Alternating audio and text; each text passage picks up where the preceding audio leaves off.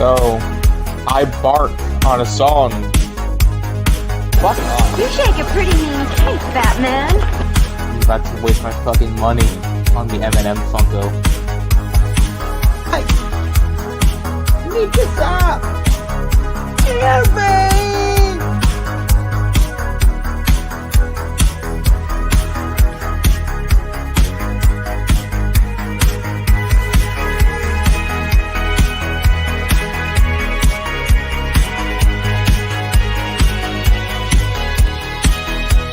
That's too many of them. What are we going to do?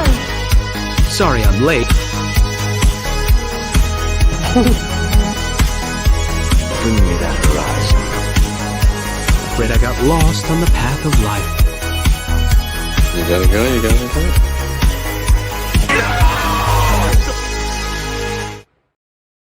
What's up, fuckwads? What up, yo? What's happening? What's going on? How's everybody doing? I'm doing wonderful. Kenobi's in chat. Oh, what's up, bitch? How are you doing? Oh, there goes monetization. Ah! The acolyte's screaming at me. Who cares about monetization, bro? We have 244 subs. We don't have monetization. They'll come back and look before they monetize you. Oh my god. But like, look at this guy. Look at him. He says bitch in the first couple seconds. Dude, our intro gets us demonetized. What are you talking about? How? How would that be? I bark on a song. Fuck 30s off. are on here, dude. What you mean? Yeah. So, I heard that episode 5 of The Acolyte. This is just what I've seen. People say the story's terrible, but there was cool lightsaber fights. Is that true? Cool is a matter of perspective. Oh god. There was lights. There was pretty colors in the dark. Do the lightsabers at least look cool? Or I will stand by the fact that yellow lightsabers just don't look good on screen. Like, red looks fine. The green and the blue look fine. I've never seen yellow on screen. Is that what the Acolyte has? Oh yeah. Knockoff Killmonger Yord has he's got him. He's got a yellow lightsaber. The one thing I will say about this episode is Asian Ezra Miller is actually pretty good at acting. He's just given a shit script. Huh. Like if he was given a good script in a different show, in a completely different timeline than the one we're living in, then he'd be pretty good.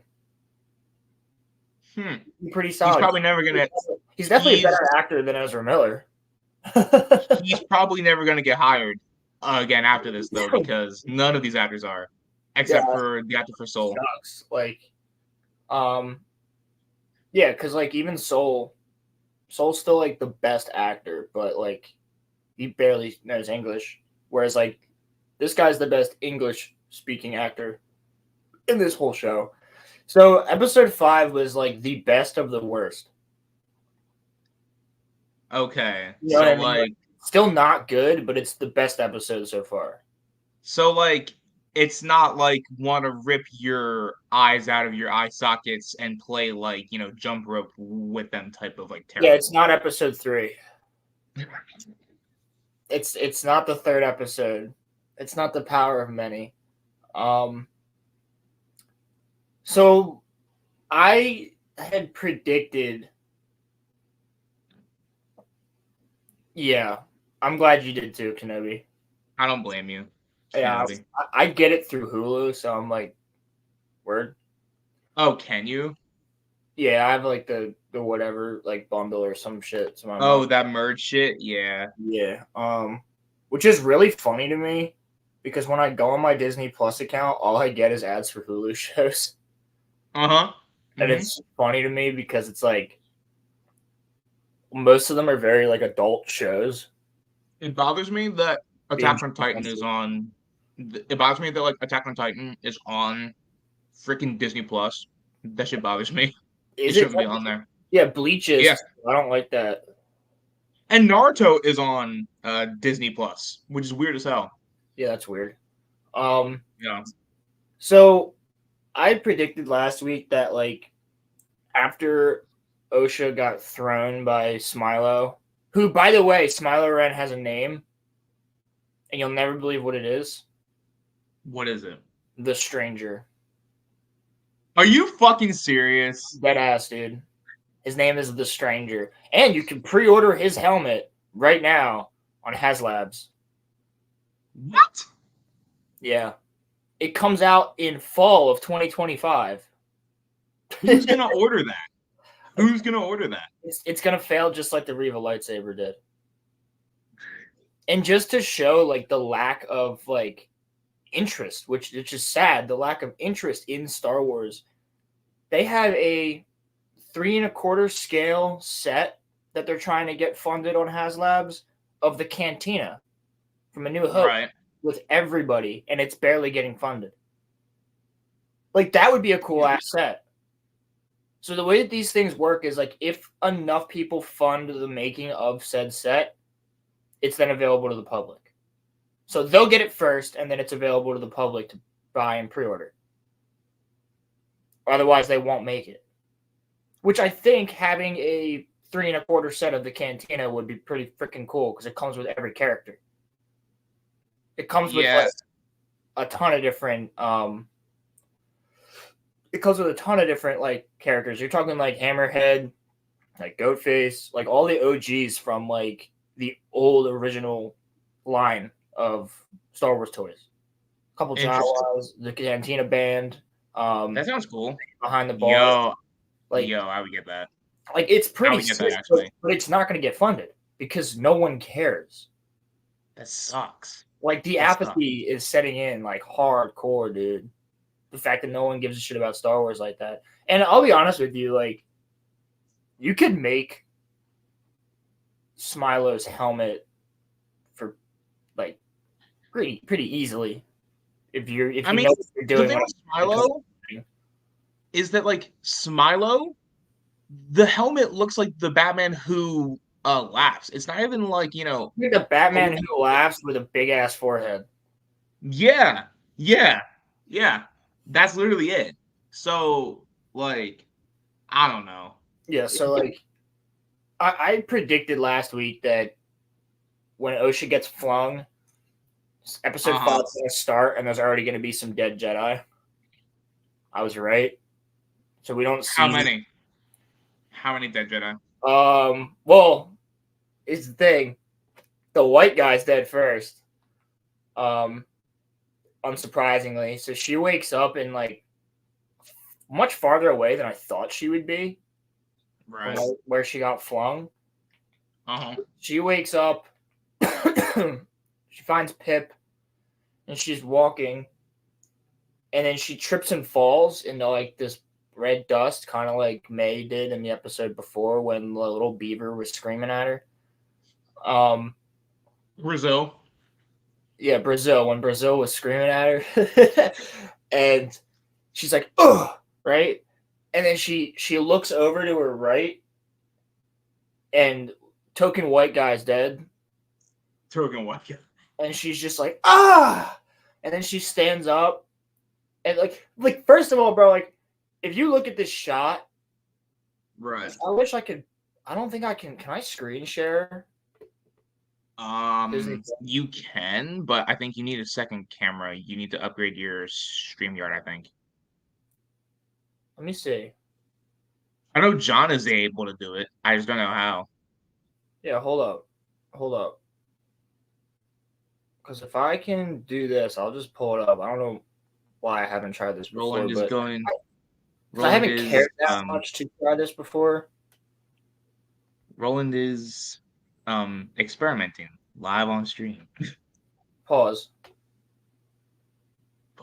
Yeah, pause, man. Yeah, I'm just trying to. Disney Plus is just not gonna load.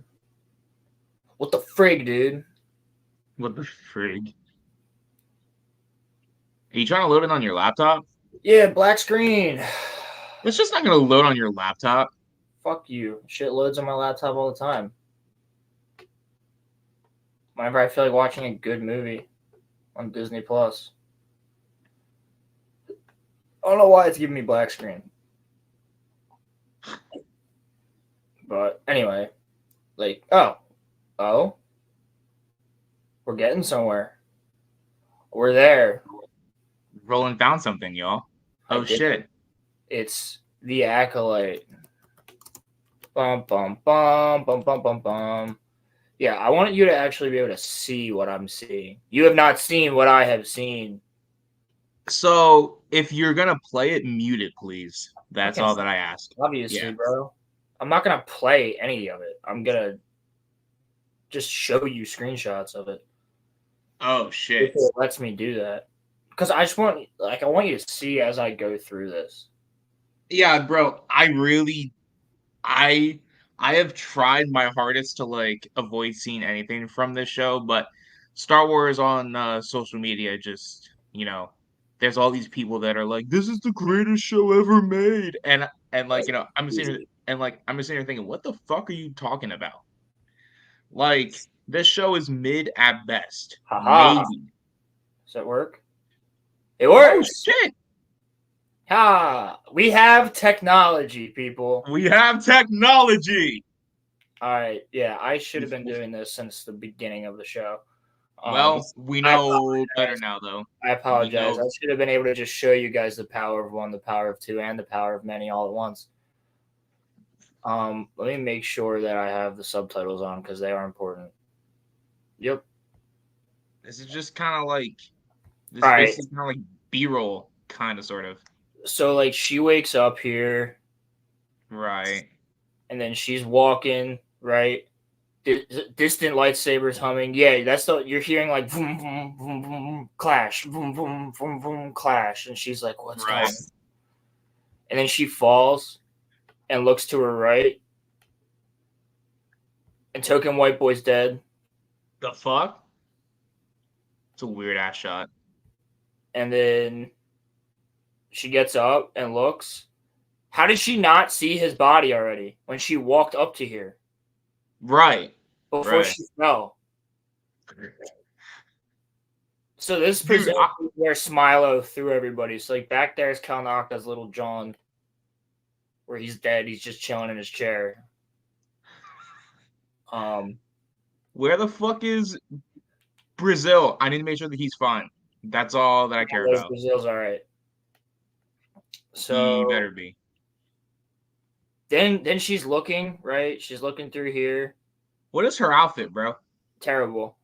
And she's looking at Smilo through the trees, and he's just like killing. Fuck. Killed that Keldor. Hey, wait, bro. Wait. Sorry, 1 second. Lightsabers kill now? Since know. fucking when? I know. I'll give Since them. when? I'll give them credit for that. Like lightsabers actually are deadly in this episode, and people actually get their limbs cut off. Wow. Ain't that something? That's crazy. I don't think I've ever seen someone lose a limb in Disney Star Wars. Tell me if I'm wrong. No, you're not wrong. But I don't think anybody's ever lost a limb, except for when Din Djarin has a darksaber.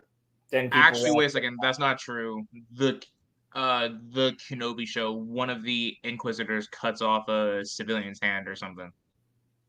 Oh yeah, Reva. Yeah, but other than that, though, no. Yeah, You're absolutely right. That doesn't count. So then, okay, oh yeah, my God, I see what he you're does, talking about. what he does right here, bro. So watch this. Smilo is a dude, by the way. Oh, so we were all wrong. It's not. I don't know about that. He might have a master who's one of the moms. Because they actually mention later on in this episode, Yord's like, he can get inside your mind and blah, blah, blah, blah, blah. And Osha's like, my mom could do that. I'm like, Oh, no. Fucking hell. Oh, God. So, yeah, he actually does one of these. He shoulder checks or hits the lightsaber with his wrist, and it turns off. What? And then he headbutts that lightsaber, and it turns off. Okay, yeah. Now that you've said it, Yellow looks fucking weird. It looks really awkward fighting red. It looks strange. It does. It does. It looks pretty strange. How are they gonna do a full Rey film with her having a yellow lightsaber? That's gonna be weird as hell. Yeah, so their lightsabers are like not working now for a second. Right. They get them to work again. And they go fighting Smilo. And then he pulls like he stabs Asian chick. No, yeah. From what it looks like. Yeah, so From he what it looks like, Smilo. At least they don't fight like a home baseball. I mean, that should have hit her, really. I mean, yeah, but Soul just needed to be there. Yeah, true. Why? I don't know why Soul is this far away. Yeah, like why is he out here?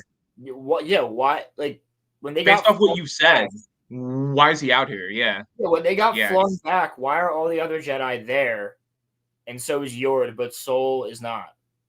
Yeah, that's weird. It's strange.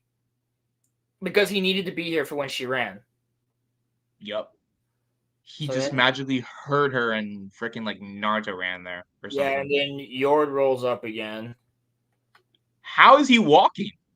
So that's disgusting. The way that Smilo can actually this is what I'm now the show does not say this, but the only way I can explain as to how he's able to turn off their sabers momentarily is that he has an armband made of cortosis, and this helmet is made of cortosis.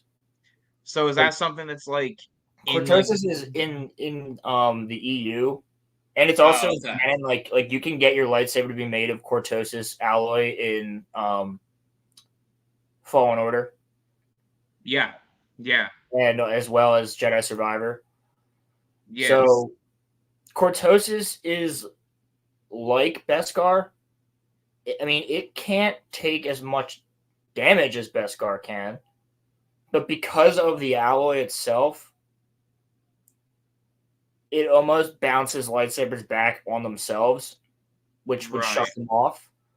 So, like, the ancient Sith would use blades of cortosis because it would be able to turn off a lightsaber, then they could stab them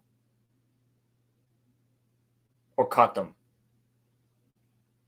But you can't do it over and over. Like, it's not like something you can clash up against a lightsaber and hold it there. It'll break. Right. But the initial touch will turn it off because of the way the electricity is dispersed throughout it.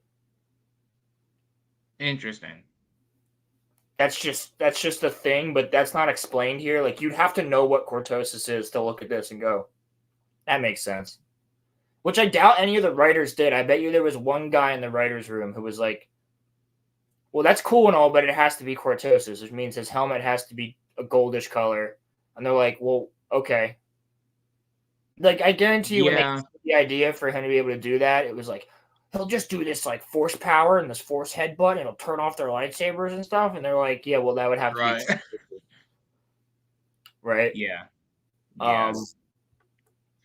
So Smilo is, like, standing here, looking at Soul, with dramatic choral music playing. I can only imagine how that sounds like. It's definitely some, like, weird... It's definitely... That...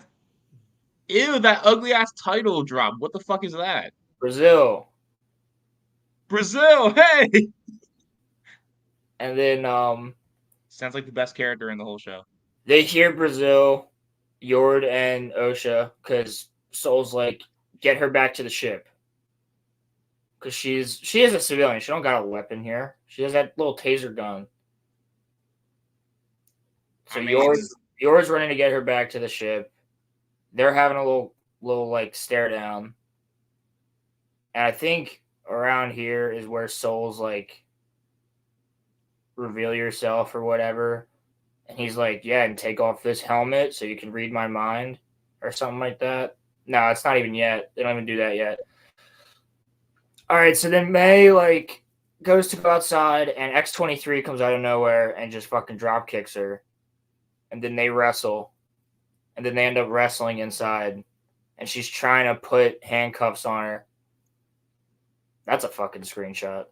And then, and then she's like, And that's the whole entire time she keeps restarting by saying, "You are under arrest by the Council of the Jedi," and I forgot the. And then she like smacks her again. And she's like, "Now you are under arrest by the Council." And she smacks her again. And she's like, now under arrest. now she's under arrest. Yeah, it's like Now she she's under keeps. arrest.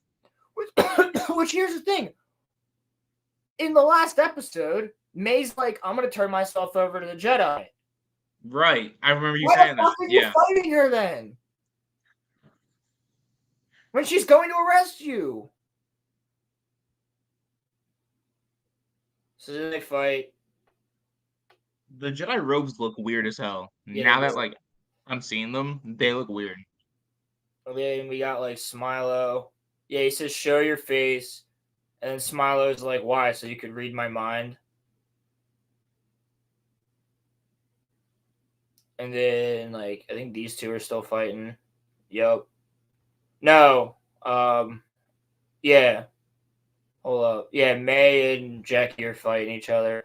And Jackie screams at one point because she gets like sliced in the leg. And OSHA just instantaneously is like, "That was Jackie screaming." It's like, bro, have you been around her for long enough to hear her just scream in pain at something? Like, no. You just met her Right. last week, bro. Right. Like, you just instantaneously know that that's that person. And Yord's like, "I don't care. We're getting you back to the ship." And you got Soul and Smilo fighting each other.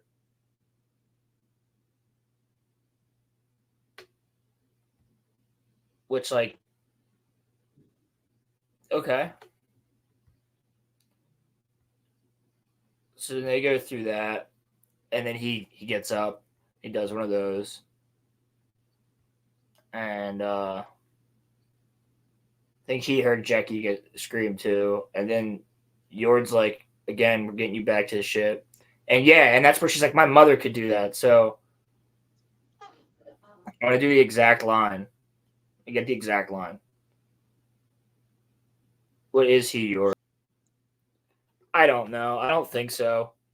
I saw that was like a speculation. That I think like he's just a wannabe Sith, but I mean, I could be totally wrong. He might be a Knight of Ren. but I thought that the Knights of Ren, Kylo Ren came up with them. That was No, like because in the comic they explain there's a dude whose name is Ren, right. and he has all these different knights, and he uses a lightsaber, like a red lightsaber, and Okay. he's working with Snoke, and eventually Kylo Ren kills him in a battle, like to become the leader of the Knights of Ren, and then that's when he gets the name Kylo Ren. Ah. Okay. That's really dumb. But yeah. Damn. Actually, Ren looks pretty sick, but they just kind of like fuck his character up.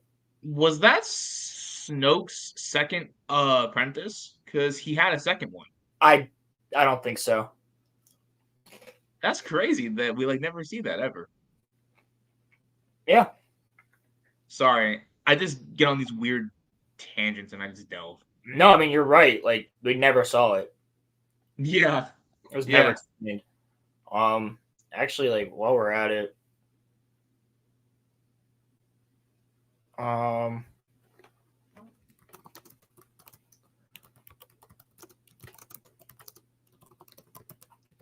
Shinobi asks if lightsabers kill now. Yes, apparently. They're back to killing. yeah. So like this dude is Ren, who like actually looked kind of sick. Oh, yo, that is sick. Like he looks kind of cool. Like his whole body's like burnt up and shit. It's too bad. Like it's too bad that he wasn't a character that we ever got to see in the season. Dude, they had an opportunity with him. He looked cool. Oh yeah, and Luke and Ben fight him together at one point. And then here's Kylo killing him. Is this in the new canon? Yeah. This is in the Damn. Kylo Ren comics. Like, Huh. Wow. yeah, Ren was pretty sick. He looked pretty sick. Dude, it makes me mad that they like messed this up. That they like had something and then they just messed it up. Yeah, you should have just had this guy be the leader of the Knights of Ren the entire time. Dude, that's sick. That's actually really cool. What the hell? Right? That makes me mad now. The fact Back to the Acolyte.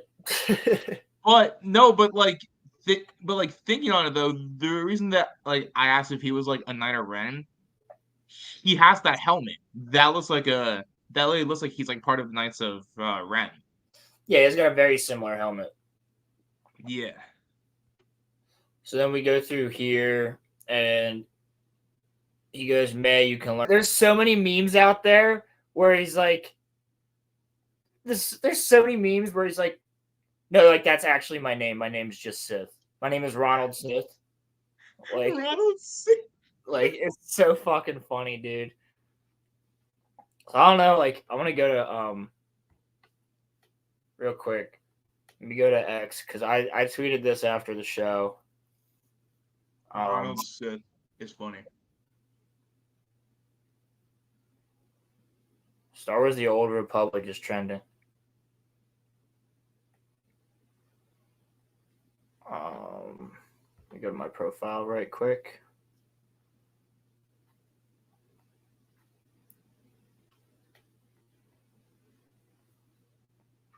Yeah, so I was like, Smiler Ren, you might call me Sith. Soul, actually, I wasn't going to say Smiler. No, please, for real, call me a Sith. I need this, please. I need this, please.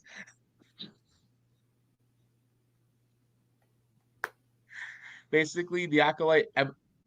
Shit. How'd Theory react to this? It's basically the same way most of us did. Also, why is Halo trending? What the fuck happened? This is a red lightsaber user. They proceed to send death threats. They proceed to say you're this and an ist and a phobe and this and that, simply because you have differing opinions on a show. Their main argument, this is not a Sith. It doesn't detract from what Ki-Adi-Mundi said. First of all, regardless if it's a Sith or not, this is a red lightsaber user who is killing Jedi. Call it whatever you want to call it. Call it the Michelin Man. Call it Barney the dinosaur. It's still doing exactly what a Sith would do. Not only that, it has an acolyte. It has a literal dark apprentice. So there's that. The guy literally just calls himself to you, I'm a Sith. Now I would like to see what these people, these intolerant people of other people's differing opinions, have to say at this point. There's nothing. Enjoy the lore-breaking show. And now Soul is going to go back and he's going to inform the council that a Sith has returned. Unless somehow miraculously he dies as well, which I don't see happening. There you go. You have a show that now has broken the lore. 1,000 years of peace for the Jedi, as Ki-Adi-Mundi has said. You now not only have Sith that have died, you now not only have Ki-Adi-Mundi that is corroborated with this story, you now have an actual red lightsaber Jedi killer who notifies himself as a Sith to a Jedi Master who will now go back and inform someone that the Sith have returned. So fucking clap. Affiliations right there. Sith. Your beloved Wikipedia. I am just going to let the music swell. I thought that they said in the Phantom Menace Sith hadn't been seen for like 1,000 years or something. Ki-Adi-Mundi was the one who said that. So then, what the fuck are they talking about then? Because there was literally a Sith 100 years before this. Why the fuck is Ahsoka trending? Oh god. Season Yord's trending! Yord Horde! He's got a fan base?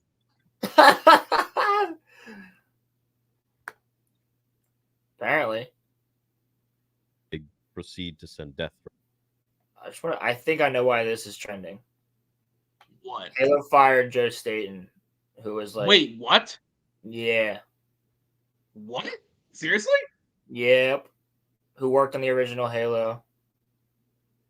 Why would they fire him? I want to see if that's still here.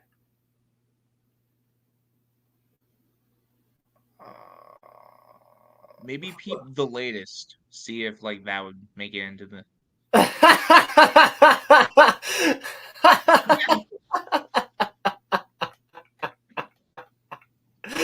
Yo. That's fucking gold. That's fucking That gold. is accurate. So That my chick ain't even a chick. It's just a cold Dr. Pepper and the OG and the Halo. OG Halo trilogy. Facts. And Reach. And Reach. Oh god. No, but that shit breaks the canon. Yeah. This show is canon, isn't it? Yeah. If so, that shit breaks the canon because they literally said in the Phantom Menace that Sith hadn't been seen in 1,000 years. This is 100 years before the Phantom Menace. So Yep. what are they talking about? I couldn't tell you. So he says, "What do you want?" And he goes, "The freedom to wield my power the way I like, Okay. without having to answer to Jedi like you. Damn. I want a pupil, an acolyte." He said the thing. He said said the the thing. he said the thing. He said the thing. He goes, "But this one went back on our deal." Man's neck. Holy shit. See what I'm saying? Like, if Kylo Ren was doing this shit, dude, the sequels would be different. Yo, bro, I can't even lie to you, Roland. I can't even lie to you. Smilo Ren is seems like he's like a little bit cool. A little bit cool. No, he Like- is a little bit cool, but he sucks in this show. Yeah. He doesn't fit in this show. If he was in any other show, I think he'd be fine. That's what everybody's saying. Everybody's like, he's actually not a bad actor. Like and you can tell because he's playing a completely different character in the other 4 episodes. Yeah. And like, he is actually pretty solid. Like, he can be a taunting, menacing dude. It's just the dialogue makes him just seem stupid as fuck.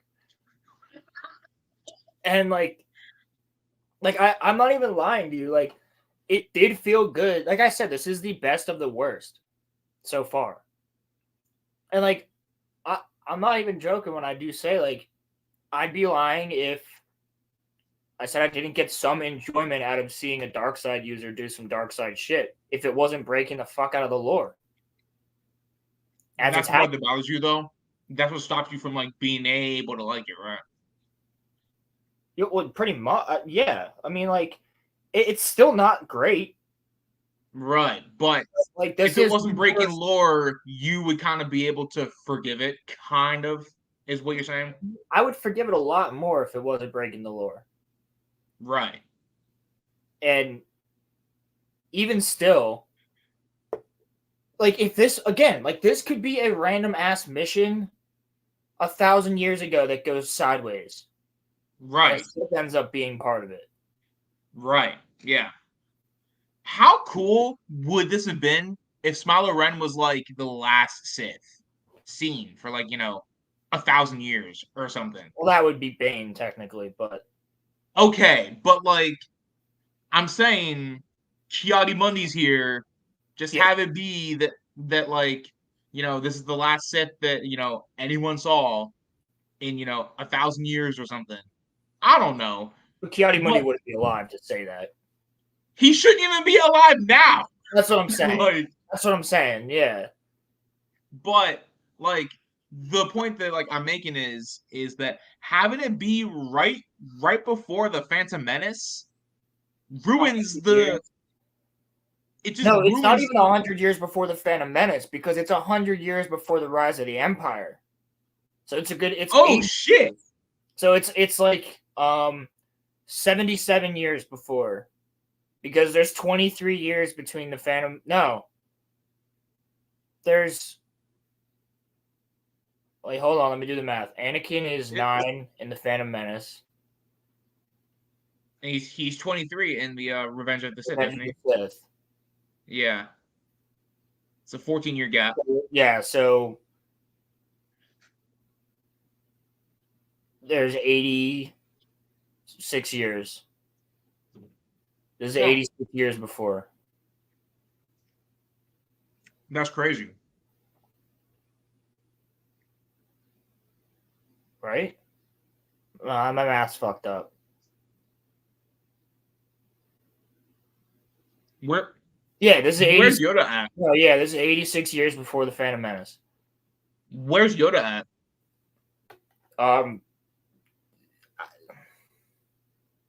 In one of the Please High confirm. Republic books, they said he was on a sabbatical. Oh God, Rolo's hot mom is in chat.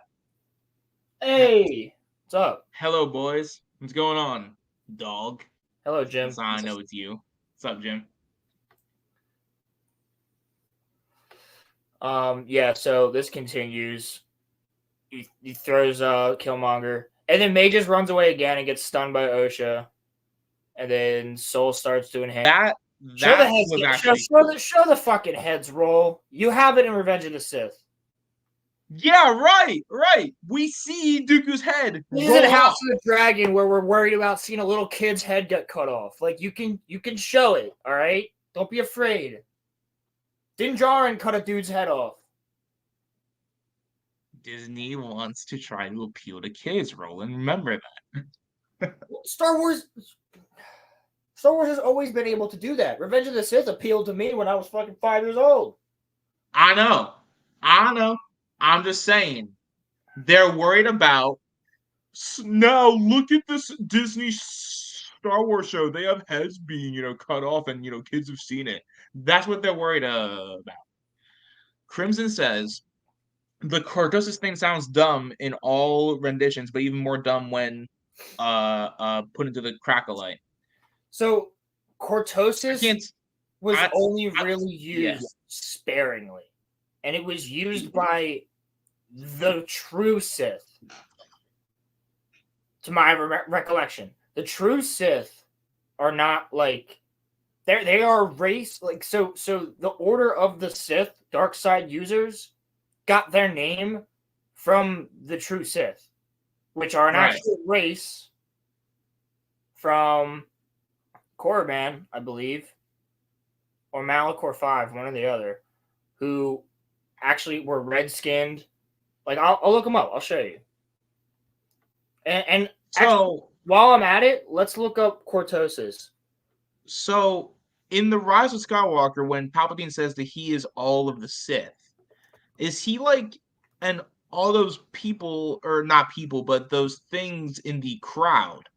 Is he really like embodying all of the actual Sith that have ever came before him? Is that what he's doing? I guess. If so, that's stupid as fuck.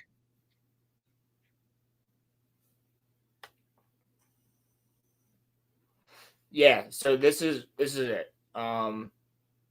This is the actual species. So Sith was actually a species, huh? Yes, all Sith casts were red-skinned humanoids with distinctly sharp predatory features and tentacle beards. Among the Sith, the stroking of a right cheek tendril was a sign of thoughtfulness.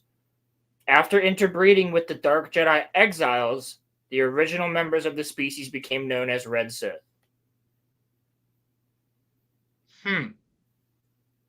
So they ended up like that. I have that in the Book of the Sith. If you can get it, it's a really cool book. But is that why the Sith have red lightsabers? No, the Sith have red lightsabers to distinguish themselves from the. So like originally they were using cortosis blades and shit. Right. I'll show you a picture of the true Sith. Hold on. Yeah, actually, I didn't know that. That's actually kind of a fascinating thing. Now that you said that, what book do you have? It's just only about Sith or something. Yeah, the Book of the Sith. Oh, there's the Book of the Jedi or the Jedi Code, and then there's the Book of the Sith, and then there's the Bounty Hunter Handbook. I have the Revenge of the Sith novel. That shit goes hard. What? So this guy from the Old Republic. He looks like Red Skull. The guy from the Old Republic trailers. He's a Sith. He's an actual Sith. Huh. These are the actual Sith race. So these are actual Siths. Okay. Like legitimate Sith. Yes. Okay. That makes sense. This is what they look like. Huh. And see here, that would be a cortosis blade. Interesting. So there was actually there's two races. There was the slave race, which is these guys. I forget, Masasi. Yeah, the Masashi. And then there's these guys, which are the true Sith. Yo, this is fascinating as fuck. I didn't even know this. Yeah, so like there's the Masashi was like their slave race right under them, which were interbred Sith warriors to just be warriors. Like they don't think much. So then, is Palpatine a fake Sith? By all technicalities? Well, no, because they start calling themselves like here's a Masashi. Holy shit. Yeah. Huh. Okay. Makes sense. But like the hierarchy, like the high end one, like the real ones like look like this. Male and female. Females, I don't believe, have the same type of tendrils as the male with the beards do. Females just look like red skinned and they have like the eyebrows, like the elongated eyebrow thingies. Crimson says that Palpatine's guilty of cultural appropriation in that scene. Yes. And then Crimson also says, so the Sith are just colonizers who appropriate culture. Pretty much, yeah. Yeah, well when much. they were, so it was like Ajunta Paul and crap, what are the other two names? I keep wanting to say Azura High, but that's from the Song of Ice and Fire. Fucking there was like three. It was like one chick and two dudes, and the one chick and the dude were like having a thing. They were Darksiders that were yeah, Cortez is right here. Metal that can be found on the planet. Yeah. So that's loading. Yeah, so basically quick history of like how it happened was there was this group of Jedi that were dark users, right? Because when they were on Tython, what they originally do is there's two moons that orbit Tython, Ashla and Bogan. Ashla is the planet like bathed in the light side of the Force, and Bogan is bathed in the dark side of the Force. So the Force users that the original Jedi Order were all on Tython, all different races and shit. And on Tython, what the rules basically were if you get too close to the dark side, then you get sent to Ashla to get closer to the light. And if you get too close to the light side, you get sent to Bogan to get closer to the dark. So then you balance out. That was the whole point. So the original Jedi Order was perfectly balanced between the light and the dark. Okay, interesting. So you get balanced out there. And these guys didn't like that. So like Ajunta Paul and like a couple others didn't like that. So they leave and they find this planet. I think it was Korriban. They find Korriban, and it's all like that's where the one true Sith are. They join them because they can use the Force, and these guys are like, oh shit, they're fucking gods, basically. And they basically become the rulers of the true Sith. Find out that the true Sith also have the slave race of like the Masashi, who are like their warriors. And the true Sith, they're already dark side-esque creatures, right? They're already closer to the dark side by nature. So then Ajunta Paul and the other Darksiders that join them to go there end up interbreeding with the Sith and have children and all this other stuff. And they end up being rulers, and that's what creates the Sith Order. Okay, makes sense. So, like, Cortosis. Yeah, I think it's actually from Thrawn. Never seen any. It's rumored to have unusually high energy absorption and transmission coefficients to the point where many energy weapon blasts will be dissipated along the fibers without damaging the fibers themselves. So that's how Cortosis is able to short circuit like lightsabers. Ah, okay. During the era of the Sith, the Ascendant created the Null Blade. That's what it is. The Null Blade with a Heard of that Cortosis blade before, yeah. alloy as part of their battle with the Sith Order. The Null Blade could briefly short out lightsabers. Okay. However, the blade was not reinforced and thus could still be cut by a lightsaber. The blade was never completed before the Ascendant were slaughtered by the Sith. Huh. Okay. Bro, they already have it! They already have it! He's not new? He's not new? No, he's new. They already updated it. That shit's scary as shit. They already updated it, just like they did with Kiadi Mundi. Do these people sleep? Yo, they already fucking updated the entire background of Cortosis. So then that's confirmed that it's Cortosis then. All right.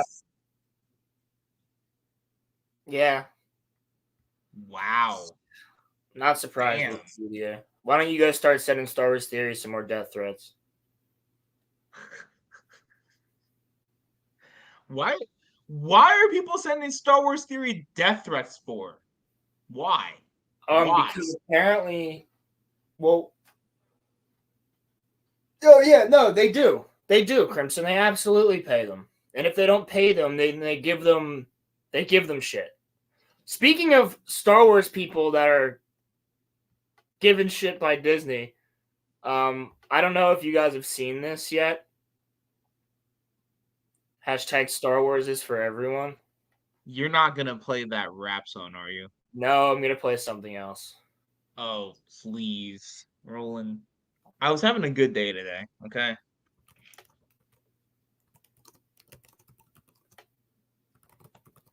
Star Wars is for everyone except for you. Huh? What? Yeah. That don't make that doesn't make any sense. No, it does when you see this video. Okay.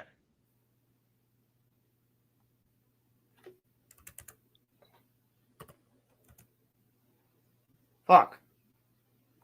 It's not what I wanted.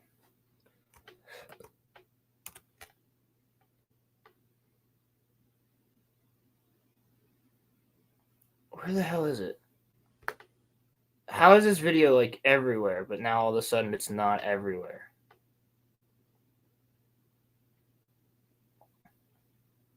All right, I'm gonna have to go to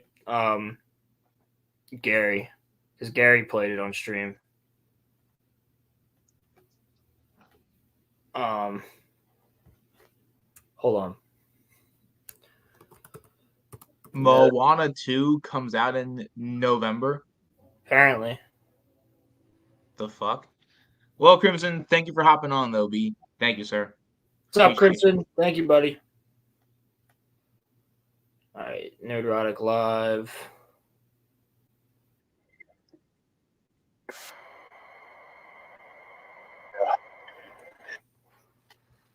All right, let me go here. He's talking to Chris Gore.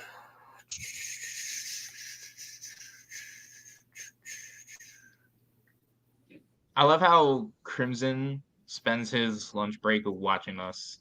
That just warms my heart. I appreciate that about him. It's love, man. It's love. I love how all these people spend their lunch breaks, or Ronnie would watch us during like class and all of that stuff. You know, it's love. Just warms me in my heart. Oh, where is the part? Did they take it down, bro? Is this video gone or something? No. His video's up. Gary doesn't get videos taken. You don't take down Gary's video. It is erased from the timeline. I'm just trying to find where they play it. If not, I can go to the real BBC where they play it with Mahler and Az, but I think it would be better off played through here. I just fucking saw it this morning when I was catching up on the stream.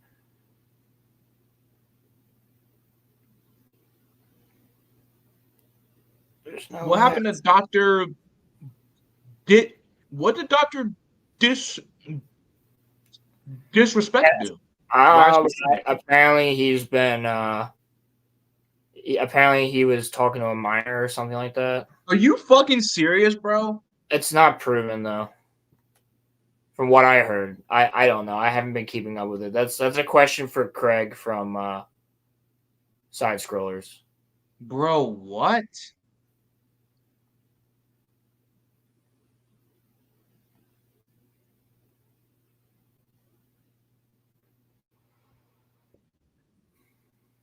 Wow.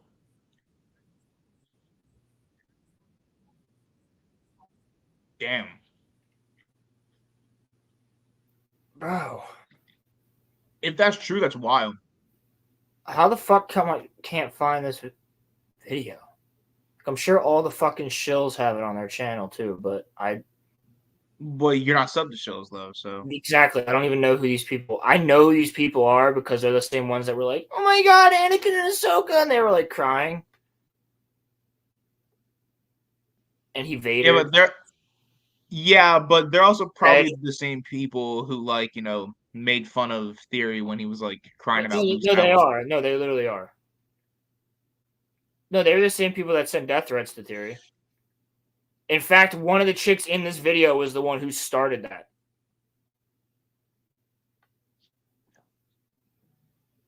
I don't get sending death threats. You don't have to like a person, but don't send them death threats.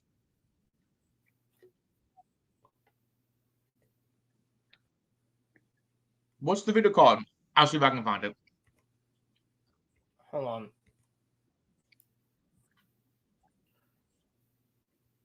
Give me 1 second. Yeah, fuck me, dude. Fuck me. I'm gonna. It's literally. It's such a cringe video. I don't know why it's not existing. I'll just look up the whole fucking hashtag if I have to. It's got to be on Twitter. I don't want to go on Twitter for it though. Just gonna look up. Hashtag. Whenever I try to find it, it's not here.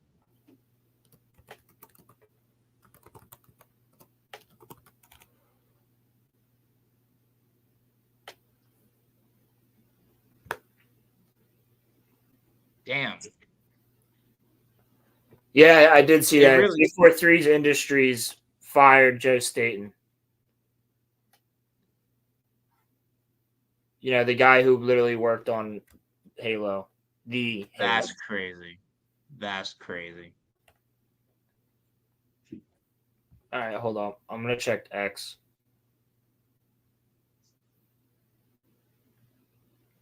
There's got to be somebody posting this video on here.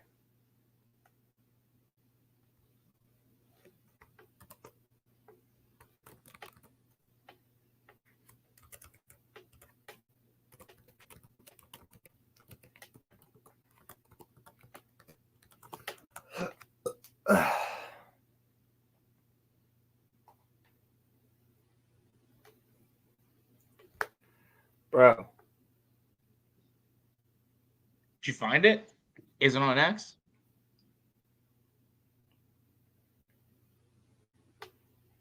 Bro, this shit is gone. What the fuck? Yeah, I'm gonna go to the real BBC from last week. They took that shit off of the internet. No, they can't because it's on his live. It's on their live stream. There's no way they can.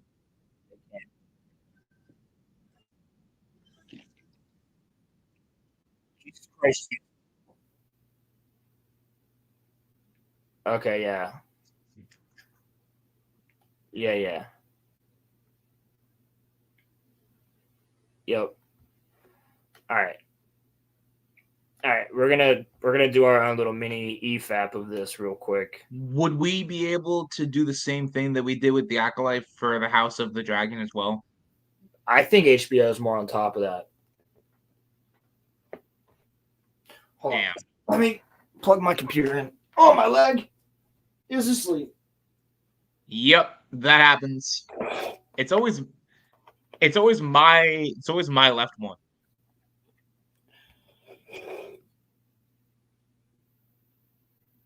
Yo, I hate this shit sometimes. Yo, it's so fucking stupid. Yeah, I feel that way about life a lot. Shit is so stupid, cuz. Cuz, get the fuck off me, cuz. You know, grapes are a good like podcast snack because like they're sweet, but like they also give you. That's so fucking random. Well, no, because like I've got grapes here. It's why I said that. Did you know that grapes are a good podcast snack? Dude, they don't make noise when I chew. I used to bring Cheerios in here. They don't make noise when he chew. Like Jimmy Chew. Oh. Are you charging? Yo, bitch? we're. Charging. All right, we're gonna like EFAP this. I don't want Speaking to, of but EFAP, Mahler, the founder of Long. So I just wanted you to hear this explanation real quick. I'll actually let me see. Yeah. Yeah, Rod Serling, dude.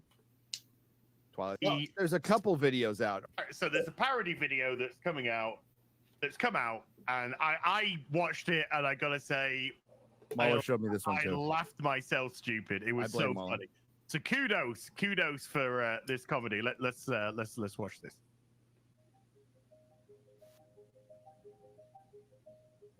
As you sure you want to introduce it that way? People in chat are gonna be so confused. Yeah, it's not actually parody. It's just so fucking stupid that it seems like it should be. Wait, this is a parody video, yeah? No, this is okay. What is this? But they say Star Wars is for everyone in it. And then everyone except for the Nazis, obviously. Yeah, real shit. So the whole point of this video is Star Wars is for everybody. Of course, they quote Claudia Gray's fucking Star Wars book. Is that something that Qui-Gon said though? Qui-Gon Jinn never said that. Oh yeah, it's this chick. Who? It's this fucking chick. I don't see her. You'll see in a second when I get it playing. I just got to go to the part because they talk a lot about it first. That's why I wanted to go for the other channel, the other show. Yes. But this works. Yeah, This no. chick, Oh yeah. the one who I'm cries just- at every fucking trailer. Which fine. Like if you wanna, I have no problem with that. Like if colorful lightsabers spinning around make you really happy, then cool. But they're not gonna make everybody happy. Does she have a Halo sword? Is that what her lamp is? Energy sword, yeah. I know exactly what that is, actually. That's the Lego energy sword that comes with lights in it. Is that Mr. Beast Yes. in the background? It looks like it to me. I can't. And she's holding fucking Grogu. Nah, fam. I can't vibe with her. Nah. Was Nope. using it. I got hit, dude. One of my I want you to exist on this platform. Yeah, I want you to be here. interest in banning you whatsoever. No interest in banning you or Yeah, stopping so- you from doing. So she's the one that tried to get Mahler's channel taken down. Well, what is the context behind that? He's too critical of Star Wars shows. It was during Ahsoka when he was doing EFAPs on Ahsoka. And he showed some clips of other YouTubers that were reacting to Ahsoka, which is totally fine. You should be able to show a clip of another YouTuber if you say, hey, this is said YouTuber. I'm just showing reactions that people had to Ahsoka. Yeah, like if he's Well, not they don't showing like the her fact that clip, she's reacting to them, and that he might have thrown if a he's couple not showing jabs her away. clip, if he's not showing her clip, it shouldn't matter. No, he's Now- showing reactions to Anakin Right. showing. I gotta let my cat out. I'll be right back, but you can just keep on going. I don't know. You got to see this. You got to actually see this. All right, so I'm going to skip a little bit. Darth Chaco, what a familiar face. I wonder why he doesn't talk to Star Wars Theory anymore. Makes you wonder. Oh, because Star Wars Theory had those terrible people, you know, like Ryan from RK Outpost and Mahler, who are just so terrible because they're critical about Star Wars because of how much they love it. So Isn't that a horrible thing to do? So like I've seen this chick around like the bend. Like is her whole thing just that like she doesn't like people that criticize Star Wars? Because I feel like if you love something really truly, you have to be able to criticize it. Okay, these are all the creators. This is something that all of these creators did on their own. They made this video. I bet you Disney told them to make it, but they made this video called Star Wars is for Everyone. Now, I can't find the original video anywhere, so that's why I'm going for this. I don't know if it was taken down. I don't know whose channel originally posted it, but this is called Star Wars is for Everyone. Unless you're critical of Star Wars, then it's not for you. Because these are all the people that seal clap at everything. These are the people that go, oh my God, he Vadered. Oh my God, look, it's red. His lightsaber was red. Like, bro, these are people that, these are the fans that Disney wants. Superficial. You don't want anybody who's going to be critical of your shit. And I'm just going to like also throw out there. They're called Yes Men, Roland. Star Wars They're is called heading. Yeah. Yes, that's exactly what they are. And Star Wars is heading down the path that Star Trek went down and that Doctor Who is down. I bet you didn't know that Star Trek Discovery Season 5 just ended. There was a new show out. See, you don't even know what Star Trek Discovery is. It's been going for like fucking 5 years, 6 years. The fuck is it? It's like a prequel to Star Trek or some shit. I don't even fucking know because I don't care. But my point I never even cared about it yet. Nobody even knew there was a 5th season. To be fair, I didn't know that there was a first season, but yeah. That's what I'm saying, because it's apathy. No one cares. We're going to get to the point where there's going to be Star Wars content that people are like, if I didn't just mention right now, like, yo, actually, I'm going to ask you a question. Can you name every Star Wars show that has come out, not including Clone Wars, that has come out since Disney, not including Rebels, since after Rise of Skywalker? Starting with Mandalorian. Just go. What came out? Mando, Book of... Do they have to be in order? No. Okay. Mando, Book of Boba, Andor, Bad Batch, Tales of the Jedi, Tales of the Empire, Vision Seasons 1 and 2,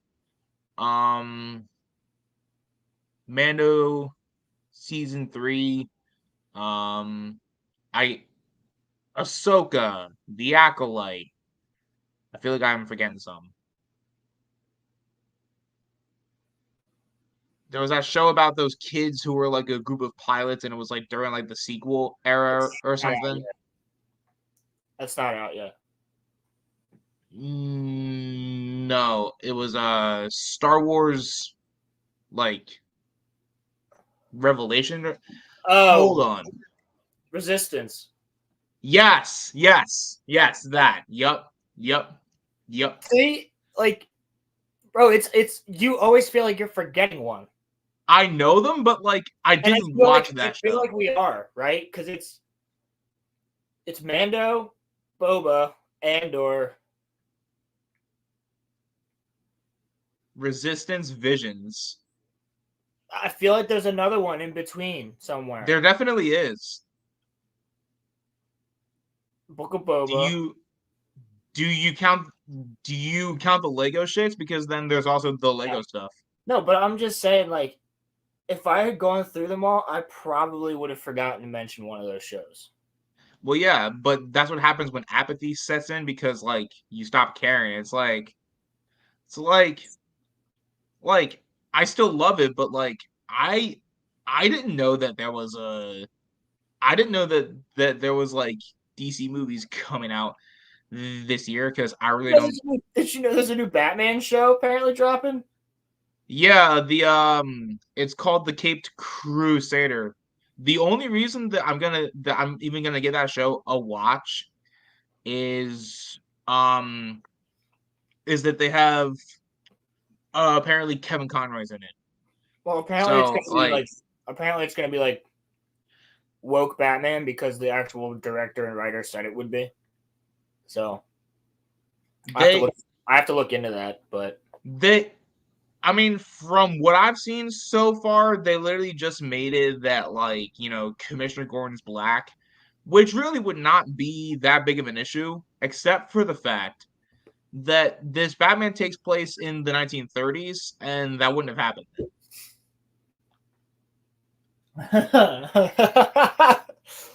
Okay.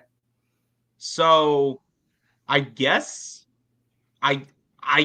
this Batman just is like revisionist, where like, you know, segregation never happened. I guess. Apparently, I don't know. Segregation in Gotham. Apparently not. But yeah, so For everyone. For everyone. For everyone. Star Wars is for everyone, regardless of race. Look, there's Darth Chaco. I wonder why. I wonder why he doesn't talk to Star Wars Theory anymore. For everyone. For everyone. Star. No, not Chaco. I like Chaco. Nah, he's one of them, dude. He stopped talking to Theory because Theory was too negative. And he said Theory was hanging around with the wrong people. Like, you can tell me who the fuck I can be friends with. Theory don't even agree with. He doesn't even agree with half of the shit that people say. But he's friends with Drinker. He's friends with Gary. He's friends with fucking Mahler. He's friends with Chris Gore. He's friends with everybody from G&G. Like, bro, there's a fucking reason he's friends with people, because he's a good dude. And guess what? He expects or respects differing opinions. So keep in mind, all these people are saying Star Wars is for everyone. Star Wars is for everyone, regardless of race, regardless of religion, regardless of gender or identity. But not politics. Not regardless of your politics, though.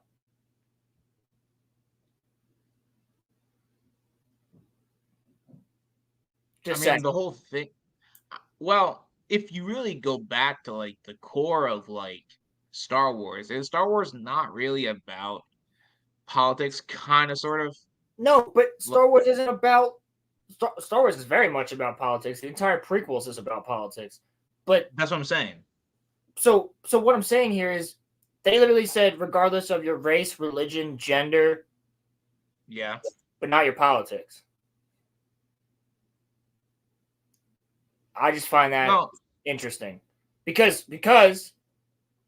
we already know at Disney that they're totally fine with a certain political stance, but not another one. Because Pedro Pascal can say very abhorrent things and get away with it. Gina Carano can't.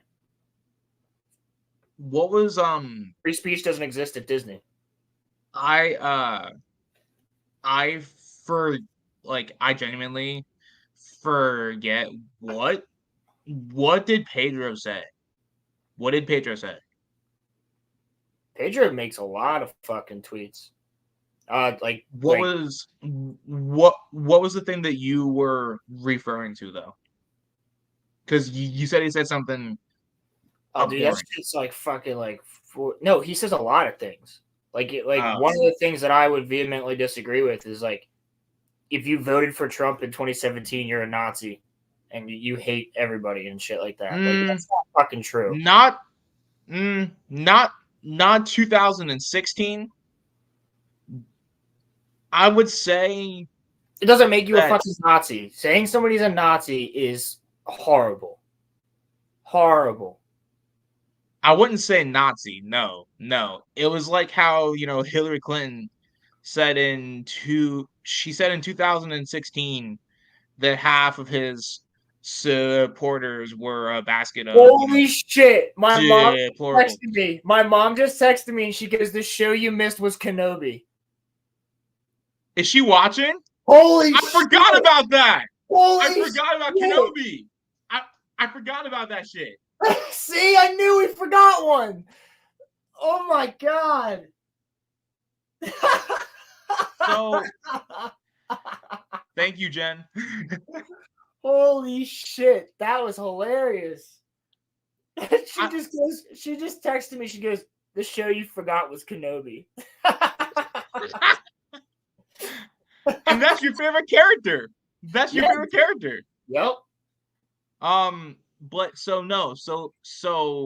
look, Pedro's wrong about that, and I wouldn't even make a defense of that. But what I would say is, if he said that now, devil's advocate, because Trump has been saying some like Nazi shit, and he's been hanging out with like Nazi people recently. Well, either way, I'm saying like, bro, we have friends that. I'm not saying that you're wrong. We have friends. I'm not saying that you're wrong. Like, do you think any single one of our friends is a Nazi? No. Exactly. But what I would say is that if you see that he's saying Nazi things or hanging with Nazis, and then you vote for that, you are enabling it. That's kind of my thing. I mean, I'll say something from another perspective. As somebody who goes to a lot of AA meetings and CA meetings, I see people of every race, every gender, every religion, every background possible. Right. They are the most accepting people you'll ever meet. Because guess what? We're all there because we're addicts. Yeah. There's a dude that always wears Trump shit who hangs out with a gay dude and a black dude all the time. Like, that doesn't mean anything. Like, he wears his Trump shirt proudly, but he's one of the coolest people you'll talk to in those meetings. He doesn't give a shit about anything. He is so fucking down to earth and so nice to everybody. Like, so I would never go and say that guy's a Nazi. I'm not saying him. I'm not saying that they're Nazis. What I would say is that for the people that are plugged in, like you and me, who see what Trump has been saying, I'm not nearly as plugged in. Well, but like the point that like I'm making is that if you can see that and then you still vote for it, you are not yourself a Nazi, but you are enabling people who are friends with Nazis. That's my whole point. The U.S. government's friends with Nazis in general. I'm just saying, though. So I'm not saying that Pedro's right. Again, though, that's an opinion. Which part? I mean, dining with Nick Fuentes, who is literally a neo-Nazi, that's not really an, opinion. And the Clintons hanging out with fucking Jeffrey Epstein wasn't like... Damn. Trump did too. But yes. But that's what I'm saying. It's the whole government, bro. Right. But the point that I'm saying is that like Pedro's a shit lib. Pedro doesn't know how to make argument about not like make a fucking egg. But the point that like I'm making is that it's easy to dunk on these. I call them like resistance libs because like their whole thing is that Trump is a fucking bully. Trump is mean on Twitter. Trump isn't presidential. It's not even really about that. But because they care about this, because they care about the air quotes, they care about like civility, and they care about someone who's being like presidential. That's what like matters most. Because Biden's not mean on Twitter, that's why they fucking like him. That I have literally talked to people who have said that that's the whole reason that they hate Trump, because he's not, presidential. And I'm like, nah, I don't like Trump because of shit that he actually did. But that's what I'm saying.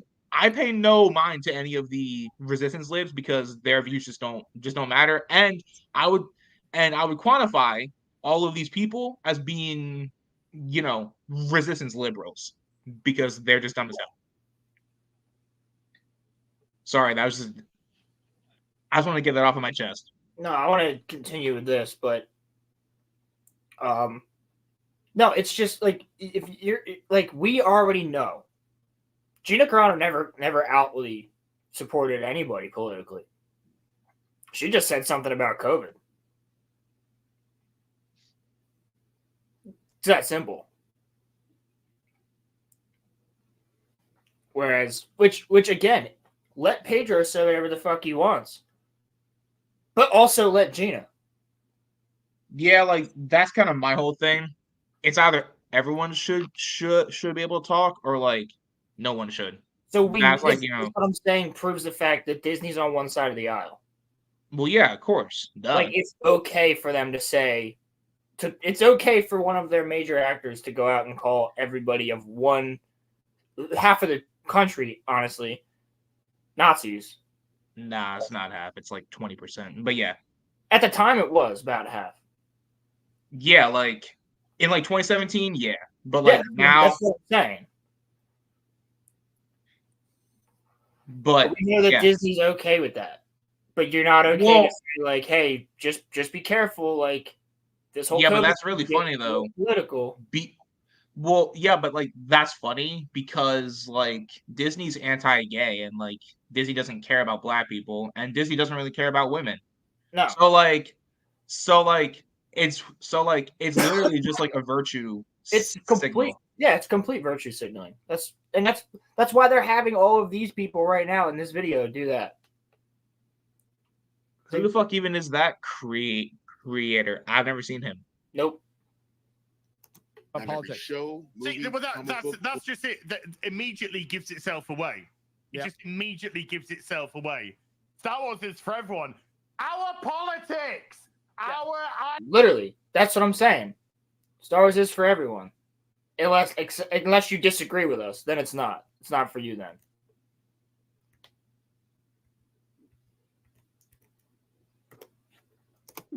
Collectible or video game will be your favorite. And that's okay. What does that have to do with anything? Why are you saying? This guy's reading it. This guy's reading. He's reading. Social media should be a place where we can share our love for the franchise. He's literally reading it. Yeah, he's definitely like looking at the screen. Oh, the teleprompter, bro! You can't remember this sentence. Where are you streaming from? I mean, what is this background? If that is in a studio, I'm actually kind of jealous. That actually does look kind of cool. Bro, clean it up. Clean it the fuck up. Yeah, true. But that kind of looks like a lounge area.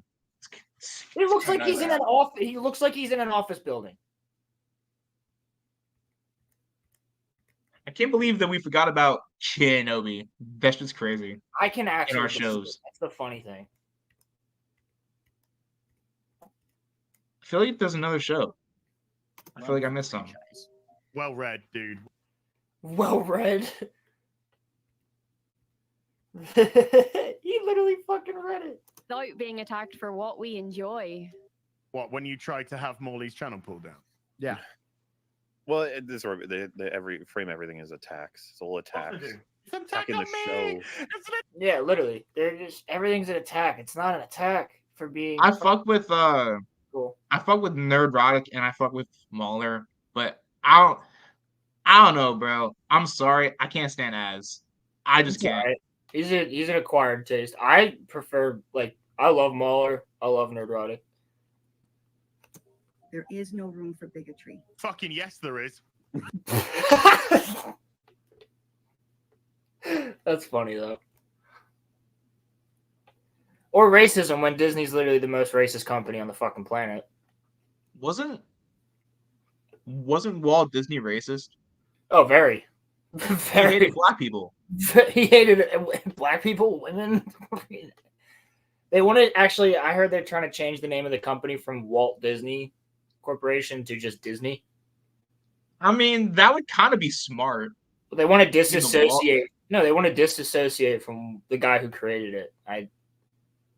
What happens when he comes out of the ice? Then what? That'd be great. Imagine that He's gonna come out of the ice, see what happened to his company, and instantly kill himself in Minecraft. Yeah, Disney's found. Jesus. Oh my God, Chaco. Shut up. That's where it is, by the way. Thank you. In the galaxy far, far away. That's why when you feel alone in your fandom, When someone attacks you for being who you are. Who is that? There are more of us. There are more of us. There's about six. There are more of us. What does that mean? You're like drawing a line in the sand.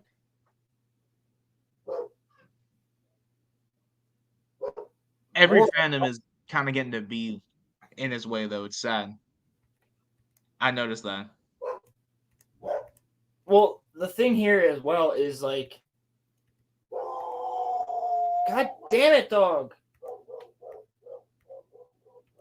Yeah, those fucking dudes are probably here to like, oh yeah, I have like people coming to work on my AC unit. Should only take like 5-10 minutes. But you got a dip? Or no, I'll just turn my camera off and go in the other room while they're working in this one. Word. But Sure. But yeah, so it's just. I wonder how much Disney paid all of these, creators to like say this shit. Oh, that chick, by the way, with like just the hologram face. Her name is Ash Rendar, not Dash Rendar, who is like an actually really good Star Wars character. And she's the one who started one of like they're telling not to attack people, right? But she's the one who literally has her people sending Star Wars Theory death threats. So just want to point that out. Oh, nice. Star Wars is for everyone. Star Wars is for everyone. There are more of us. There are more of us. there are more of us. Probably could. Dude, there's 6 of them. At least make a video with like more people. Bro, he's still reading it. Look at Who even is that guy anyway? Who even are half of these people? Who's that? I recognize a couple of them.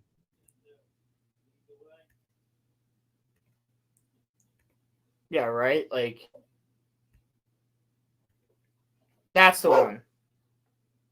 That's the one Is right she there. Is she a VTuber? She's a VTuber, isn't she? VTuber.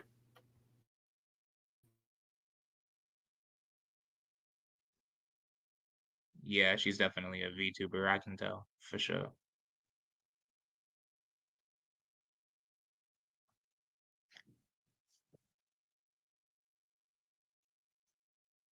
Oh, that's some crazy shit.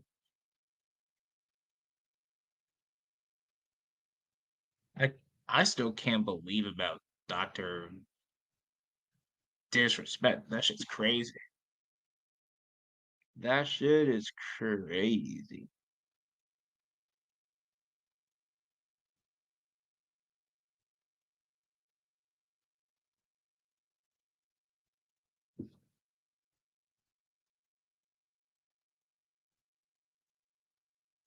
Hope everyone is doing well though. For real, for real. Yeah, my bad. Yeah, they just got here, so he's gonna work on that quick. I'm gonna switch back. What even is that? Yeah, like she's the one who started the whole thing on Theory, and then this was actually like at I don't know if this was Celebration or Disney World where they show this, but it was actually Pilgrim. What's going on? What's happening? Pilgrim. This was legitimately right here. Like this was a lot of fans that were like paid for this. They paid those fans in order to do that. That isn't a fan meet. That is actually that episode of The Acolyte. Yeah, so that's why I looked up the hashtag. Oh, it's hashtag there are more of us.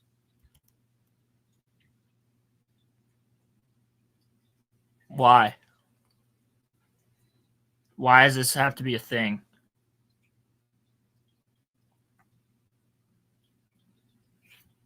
You know what's funny is that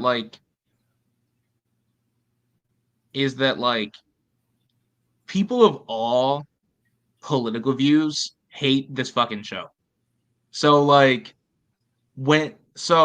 that is stupid when you have one side trying to pander when literally your side is not even on your side because no one likes. Wait. Wait. According to Damio, that's not a she. He said that it's a dude that catfishes a bunch of shills. He said Melvin did a deep dive on it. What the fuck? Wait, the Ash Rendar one or the chick with the glasses? You're lying, right, Pilgrim? Actually, no. Pilgrim is not a liar. No, Yeah, Pilgrim that's was not lying. that's not what I meant. I meant like Yeah, Pilgrim. Are you talking about like the Ash Rendar like AI chick that like started like the theory? Or are you talking about the chick with the glasses? Because like either or, I'd believe. yeah, because like the VTube shit, you just need a voice changer. Yeah, that's it. Yeah. Also sent you a tweet about something else related about it. Just send it to me on Twitter. I'll look. Ash, no, bruh. That's a freaking dude, bro. That's a dude. That's the AI one. AI is out of control. Messages.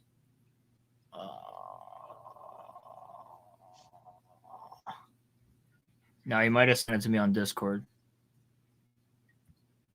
Because I don't see it. So I'm gonna check Discord. Yep. Discord has been tripping recently. Yep.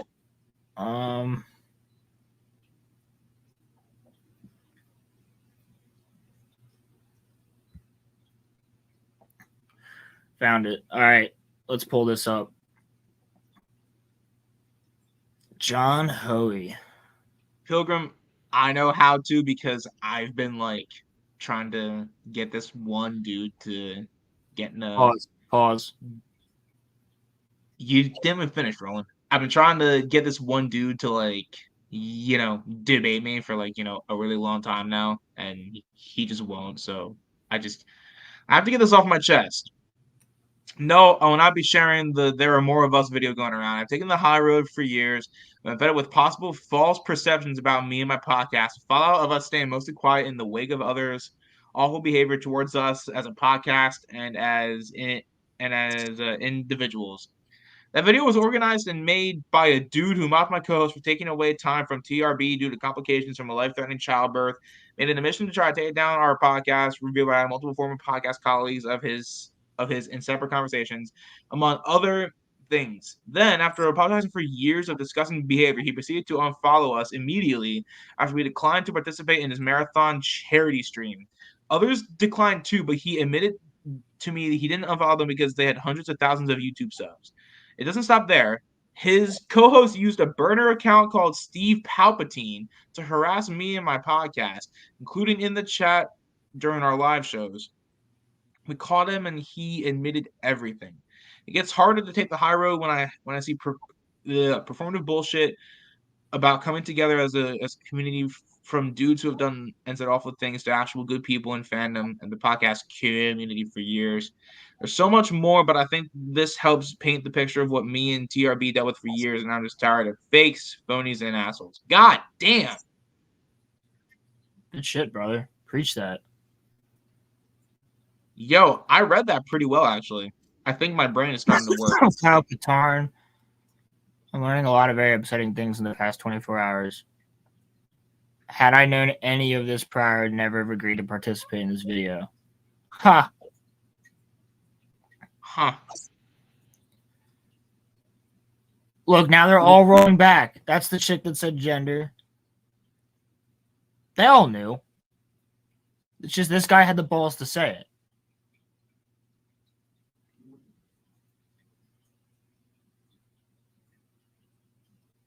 Yeah, right. Yep. Yes. Yes, this guy right here. Yes, dude. So hard because people disagree or don't enjoy the content. RFK's thing's trending on the on the right side there. I know exactly the person you're talking about. as a participant in this video. This is the chick. It's the fake chick. It's the chick that No, tried to it's get not.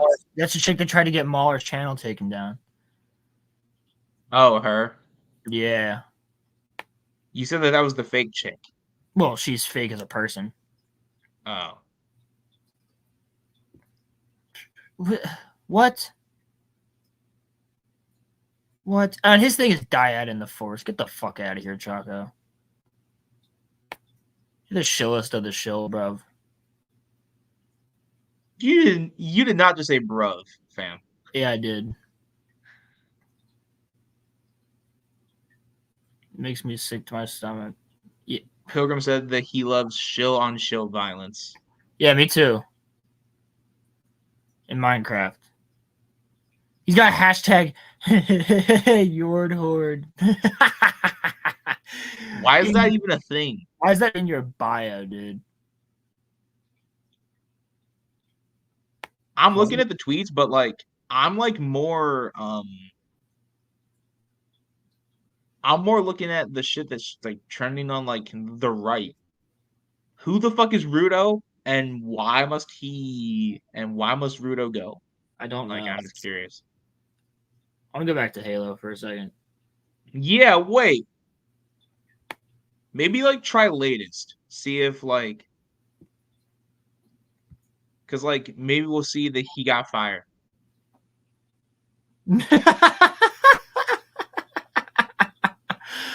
Imagine Trump trying to Banshee. What? Bruh. Halo fans are like the funniest people.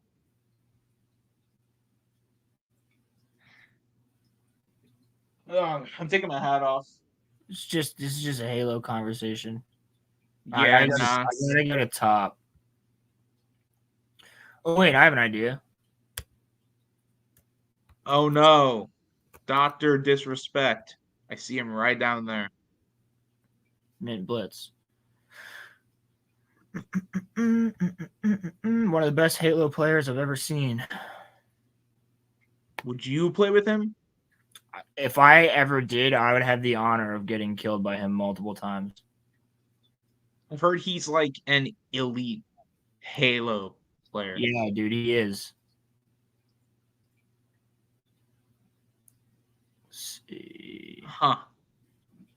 Multi-team after over 2 years in Halo Infinite. Can't find a single game in it due to skill-based matchmaking. Bruh. I hear the Halo Infinite fell off of the map. Is that true? I haven't been playing it recently. My partner can't stream Halo MCC without hackers and impersonating her. What the fuck? That makes sense. Oh, the Master Chief collection is 10 years old now. Is this the other room? Mm-hmm.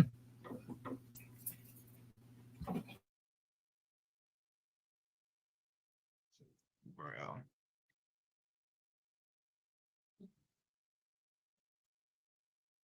Yeah, Pilgrim, it's bad, bro. It's bad, bro. I mean, look, I already didn't like him as a person because I don't know about the flirting thing. All I know personally is that apparently he had DMs with a minor, but the only thing that I don't know what's in them, right? It's alleged. It's alleged. Yeah. It is alleged. And again, I don't know what is in said DMs. So I can't really judge on anything right like that because oftentimes like but if what's being said is like true, it would be really funny. Bro, I probably not like funny in like a good way, but like funny in like a funny how funny like a clown.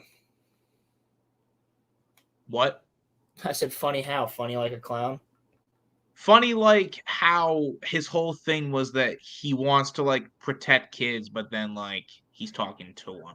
Well, here's the thing. You can't even say whether or not he did actually like talk to a like. Here's the thing, right?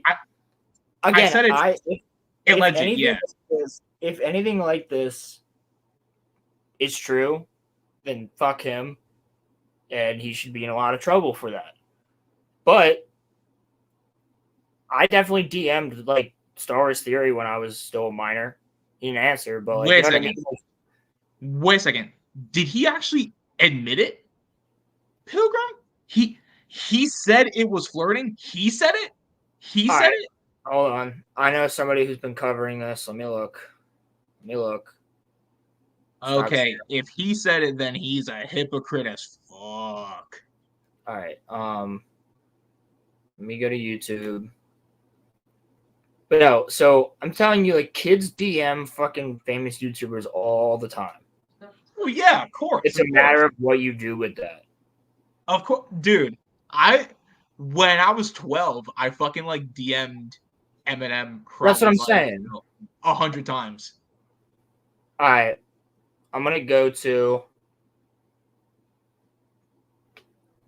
I'm gonna go to Jeremy from GNG. Oh my god, I just got jump scared by Kamala Harris. Damn. Oh. Yeah. All right.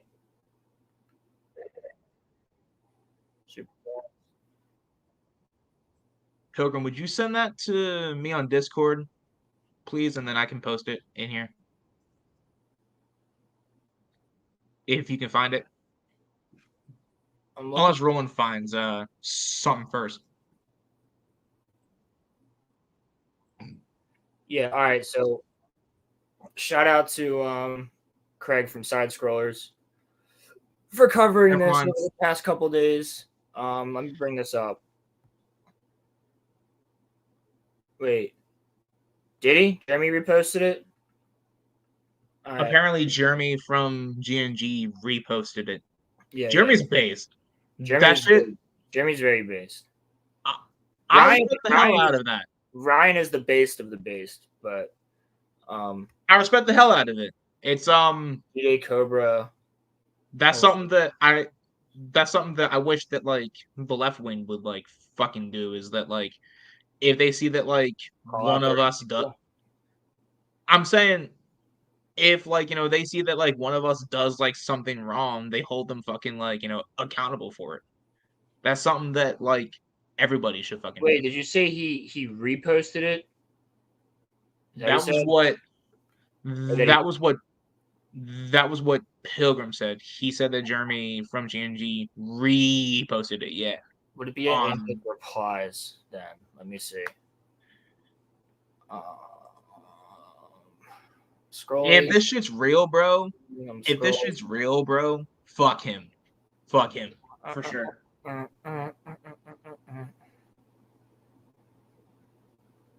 Thank you. All right, let me go into my Discord. What, did he send it to you? He did, yes. Okay. I don't give a fuck about your Noah keyboard shit. I don't care, bro. Here, let me find this link. All right. Pilgrim, thank you. Appreciate it. Oh, I see it. June 25th. I'm just going to pull it up. Read before next edit. A grown-ass married man has absolutely no good excuse for having spicy private messages with a minor, especially on a fucking... Wait a second. Twitch has a social media shit? What the fuck? Yeah, show more. The Twitch ban. Hello, I'd like to make a quick statement. Let's cut the fucking bullshit. As you know, there's no filter with me. I've always been upfront and real with you guys on anything that I can be upfront about, and I'm always willing to accept responsibility, which is why I'm here now. First and foremost, I do want to apologize to everyone in my community, as well as those close to me, my team, and everyone at Midnight Society Studios. Okay, get to the fucking point. A lot of people have been left in the dark about what happened yesterday with Midnight Society, and I made the painful decision to have to step down. Okay, hold on. Okay. Were there Twitch whisper messages with an individual minor back in 2017? The answer is yes. Were there real intentions behind these messages? The answer is absolutely not. These were casual, mutual conversations that someone leaned too much in the direction of being inappropriate, but nothing more. Okay, pause. Bruh. First of all, the minor is never wrong in any sort of conversation. If you are the adult and the minor is being inappropriate, I mean, the minor on can be you to- retarded, but like it doesn't mean that they're saying- wrong. They're just retarded. No, listen to me, Roland. Don't talk to strangers and adults you don't know. Just because they're famous on the internet doesn't mean you fucking know them, you retard. It's not even that. No. I'm not defending him in the fucking slightest. If he really did this shit, he's gonna fuck himself. But like, what I'm saying is, like, the kids are stupid as shit. Right? No, but like, my whole point is, a minor is never wrong in like the sense that like, basically what he's saying is that like the minor was being like inappropriate with him. No, they're not wrong. They're just retarded. Right. No. But like, what I'm saying is, if a minor is being, inappropriate, you don't keep the conversation going. Nah, You bro, fucking you block block it. that. You block that shit immediately. Exactly. Why would you keep doing it? Why would you keep doing it? That's my whole point. Okay. This is just the one we know about, though. Yeah. Nothing illegal happened. No pictures were shared. No crimes were committed. I had never even met the individual. I went through a lengthy arbitration regarding a civil dispute with Twitch, and that case was resolved by a settlement. Let me be clear: it was not a criminal case against me, and no criminal charges have ever been brought against me. Now, from a moral standpoint, I absolutely take responsibility. I should never have entertained these conversations. That's on me. No, you shouldn't. That's on me. Yeah, no fucking shit, bro. I should never have entertained these conversations to begin with. That's on me. That's on me as an adult husband. He has kids. It should never have happened. I get it. I'm not perfect, and I'll fucking own my shit. That was stupid. Now, with all that said, don't get it fucking mistaken. I've seen all the remarks and labels being thrown around so loosely. Social media is a destruction zone. I'm no fucking predator or pedophile, bro. You said a minor. If you have to say that, then you might be. No, fam, listen to me. He said that a minor was being inappropriate with him, and he didn't stop talking. That makes you one, bro. That makes you one. That still fucking counts. If you have to say I'm not this, you might be that. Yeah, it's like how like people say, well, I have one black friend. That means that I'm not racist. No, bro, you're fucking racist. You might be racist, dude. Right. Are you kidding me? Anyone that truly knows me and fucking knows where I stand on those things with those types of people, fuck that. That's a different level of disgust that I fucking hate even hearing about. To be labeling me as the worst of the worst with your exaggerations, get the fuck out of here. But I think I've said what needed to be said regarding the ban itself. That's it. That's why Twitch made the decision in 2020, and then he just says sorry. Finally, if you're uncomfortable with his entire statement and think I'm a piece of shit, that's fine, but I'm not fucking going anywhere. I'm not the same guy that made this mistake all those years ago. I'm taking an extended vacation with my family, as mentioned on stream, and I'm coming back with a heavy weight off of my shoulders. They want me to disappear. Yeah, fucking right. Bro, what the fuck? Dude. What? Well, Twitch is going to defend him. Of course Twitch is going to defend him because he makes Twitch money. It's why. Dude. What the fuck? It's the most stupidest statement, bro. He kept talking with this said minor after they were being inappropriate with him.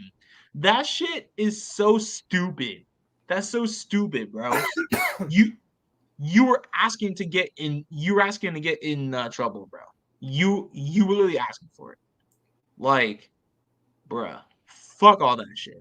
Yeah, fuck all that shit. That shit's just like you're doing it to yourself, mate. But like, that's not even like. And I promise I'm not gonna get super like political here. But like, he literally said that his whole thing is about how he wants to like, protect kids. And then here he is chatting with one and letting that kid be flirty with him and not stopping the conversation. How is that protecting kids? Didn't he also just say one mistake from years ago? I guess, but even so. No, I'm not saying anything about that. Like, I'm saying still, like, you would have still been an adult at the time, bro. Yeah. Yes. He's 42. He's 42. Yeah. He would have been like 37 or 36 then. You are very much a grown-up. You're fucking grown up when you're like 25. At least that's like my view. You might be like an adult at the age of 18, but you're not grown up until you're like 25. That's I'll talk to. I could tell you, I talked to some 25-year-olds who don't even feel like they're grown up yet. Well, I'm saying, I mean, our brains don't like fully develop until what, like 27? Yeah, you can depends on a lot of things. Right. Like, but like if you've been like doing drugs since you were 14 until the age of 25, you still have the brain of a 14-year-old. Yeah. No, but 14-year-old, you never fully mature. Right. Well, yeah, but no, like, but so yeah. Pilgrim said it. Like, if he was like 18 to 20, I'd be more understanding. Still not okay, but whatever. But 37, hell not. Exactly. Yeah, exactly. Right. Like, you're married. Bro has kids. And like, he's like doing that shit. And like, honestly, I don't care if it was once. Once is too much. Once that minor started being flirty, you fucking block them.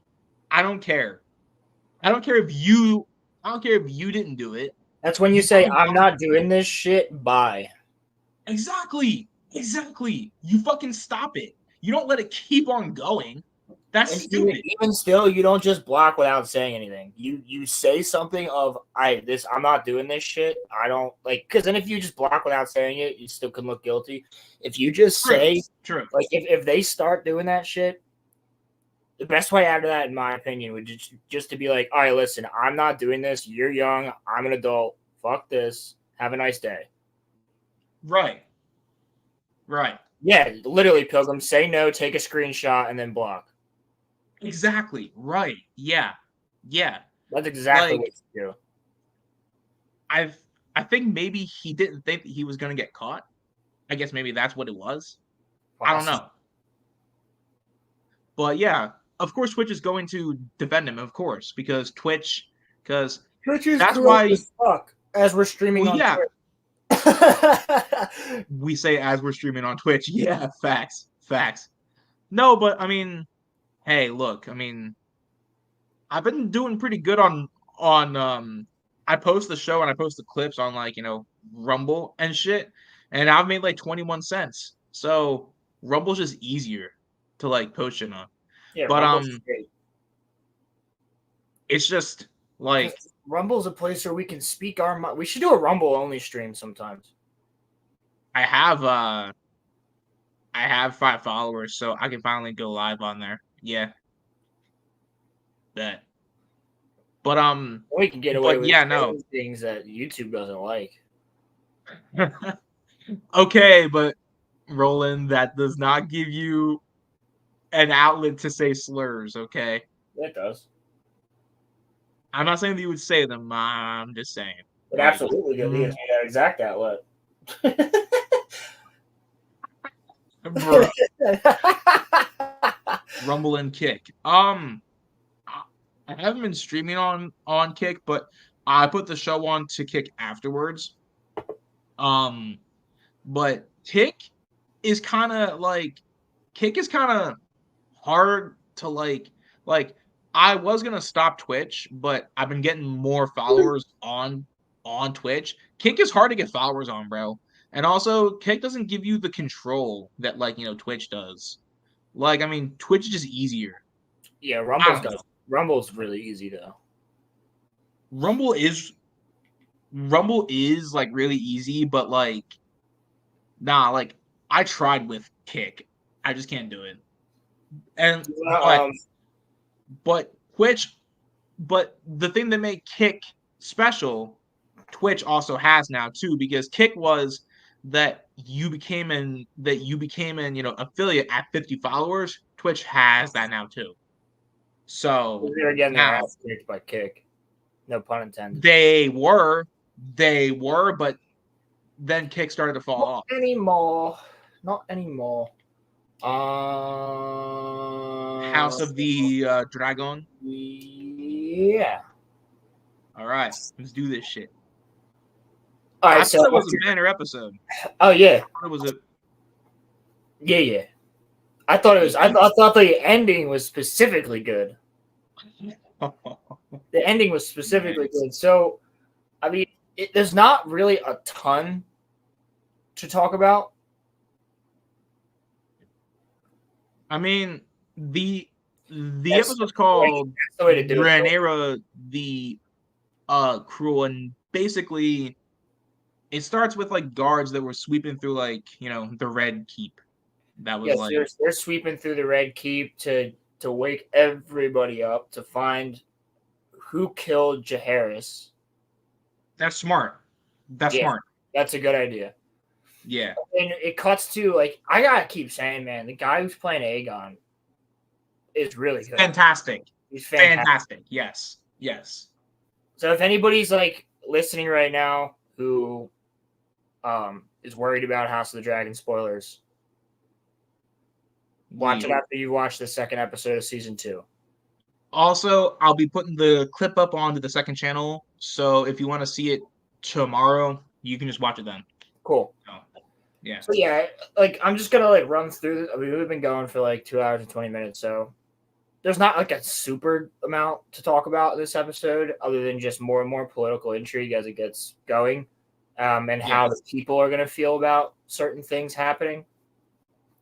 So we start with like Aegon, right? And Aegon's like freaking out. He's destroying the model that Viserys made in season 1. Yep. And he said he declares war. We switch to Aegon, who's looking through his room, or Aemond looking through his room, and he notices that they stole the coins that he was using with Kristen Cole. And we cut to a conversation between Otto and Alicent. And that's a pretty good conversation. And then what's interesting there is Alicent's like, I've sinned. I have to tell you something. And Otto's like, I don't care. He's like, I don't want to hear it. Otto's just me, bro. And then we get like, Aegon's like freaking the fuck out in the council meeting. Lara Strong now comes in. And like Aegon just wants to go straight to war. And they're like, we don't even know that she did this. Right, yeah. And Larys is like, we're going to find the people who did this. And, Aegon's freaking out. He's like, we know who did this. Like, what the fuck? Who's on Team Watermelon and who's on Team Watermelon? Team Watermelon and fried chicken. And grape Kool-Aid. Team. Oh, come on. That was funny. Team Hector. Team Brock. I'm on Team Black. Or as Soul would say it from the Acolyte, Team Brack. I can't speak for Roland, but I'm on Team Black. Yeah, no, Team Black. Which then they decide that they need to have a public funeral for the boy. Yep. And Helena needs to go. And Helena doesn't want to go. And you can see as she's going through the city and they get stuck and all the people are like, Helena. She's like starting to lose her mind a little bit with Alicent. Isn't there a scene where there's like a boy's lifeless body trembling on a cart or something? Yeah. That shit scarred me, bro. And then it I was switches like, to Rhaenyra, and Yeah. Rhaenyra's like, I didn't do this shit. Right. What Yeah. the fuck? She's like, I wanted Aemond. And everybody's like, well, we can send things out. And I love in this scene how Damon's just sitting there like,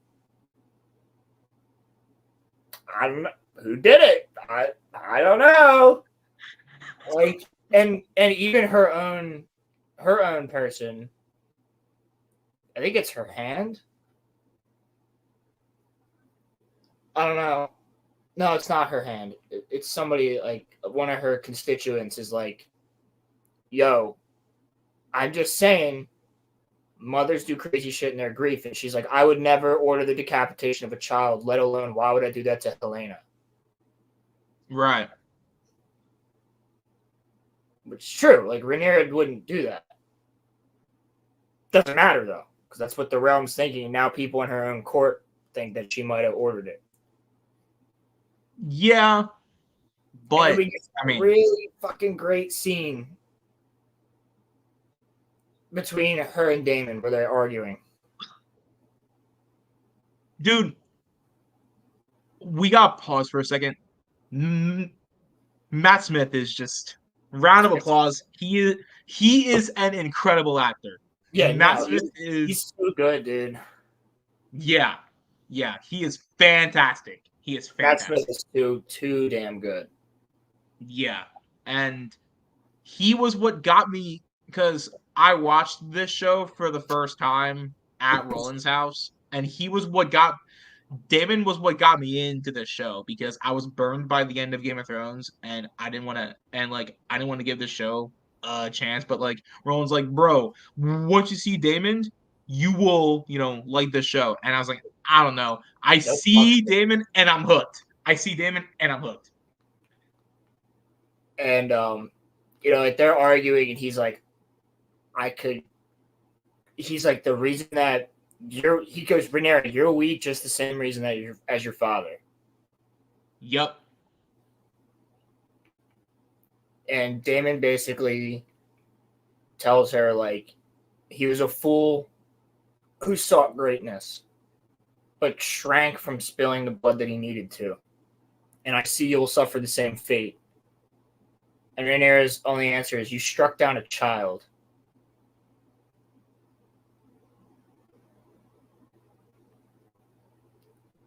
And then she, much like her father, tells Daemon to leave. Yep. And he does. And he's going to Harrenhal. So we can assume. I mean, that's probably where he's going, right? Yeah, you assume he's going to go to Harrenhal. And he's going to try and get the people in Harrenhal to join with her, because Harrenhal is a stronghold that's required. Do you get the sense that he's going to turn on Team Black eventually? I get the sense. I mean, I don't know if he'll turn. I just get the sense that he cares more about himself and Team Black than anything else. Yeah. Whether or not Rhaenyra is still the queen, I don't think he cares about that. I don't think he cares about that. He does and he doesn't. Like, I do think he loves her. But I think he also thinks she's a fool. And then, yeah, he leaves on Caraxes. Such a fucking cool dragon. And you get this, like, scene where Helena's coming up the stairs after the funeral and Aegon's coming down. Even though they're husband and wife, they just look at each other. But you know that they both have that same feeling. Mm-hmm. They don't say nothing. And then we cut to Allison, who tells her person to leave. She's talking to Kristen Cole. He comes in. No, he doesn't come in yet. This is before. And then he goes to talk to Arik. Sir Arik, the brother of Eric, which is what they named his son, Eric. And Eric. So Kristen Cole is the biggest fucking hypocrite because he should have been there. He should have been there. I knew that you weren't gonna like him.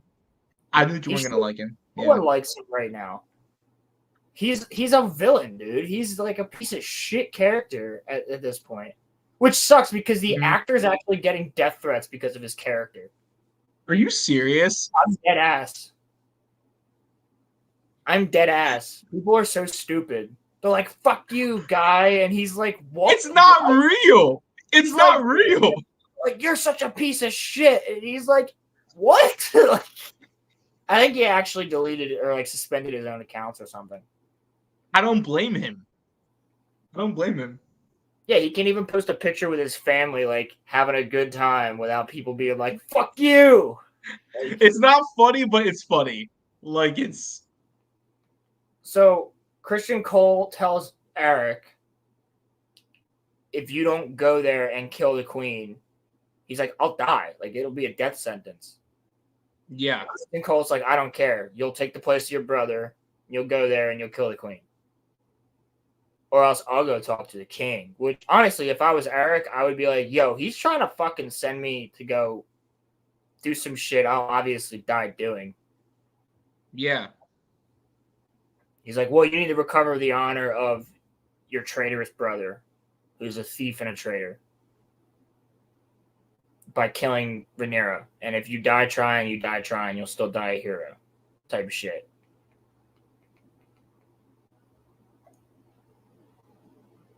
Where's the media outrage fighting against the bigots for hating on him? That's what I'm saying, bro. That's what I'm saying. So Christian Cole's dumbass sends him, and then we get like a scene of Jacaerys talking to Bela, who they're betrothed, and they're both talking about how they miss Luke, and then it becomes a conversation about Harwin Strong, who was Jacaerys' actual father, Right. who Larys burnt him and Lionel to death in Harrenhal in season 1. Right. Larys killed his father and his brother to Yeah, see, I forgot about that because it's been so long since I've watched season 1. So like I should probably go back and like rewatch season 1 before I watch episode 3. Yeah, Larys is wild. But then we switch to a pleasure house in the city where we now know that Aemon has mommy issues. Yep, he was talking to a woman at a brothel. Yep. Talking to an older woman at a brothel who is almost like his mother. Then we get a scene with Hugh the Smith, where Hugh the Smith is in his household with his wife and his very sick daughter, talking about the fact that, like, things are going really bad. We need the money. Like, the crown needs to start sending money, or else, you know, we're gonna die. And she's like, "Yeah," and people are stealing food like crazy. Because I don't even know if this is actually chicken that they're eating. And honestly, yeah, there's gonna be some sort of a boiling point. Well, it's either, I mean, it's definitely not chicken that they're eating. It's like in the books they mention the fact that a bowl of brown is any type of meat. It's very, very highly like it's either rats or people. Ew. Yeah. Jesus Christ. Ew. Then we get that scene with Alan and his brother Adam, where they're talking about like, "Oh, you should be on Corliss's like Kingsguard, like you should be going with Lord Corliss." Mm-hmm.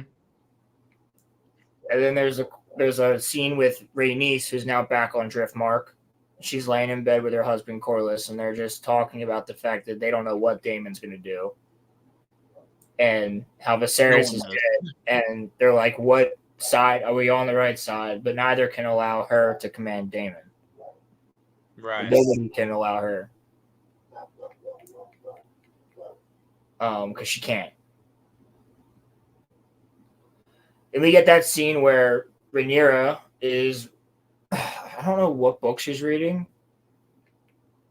but she's reading a book. Yeah, what was that book? I don't know. So I'd have to look that up. Somebody definitely knows.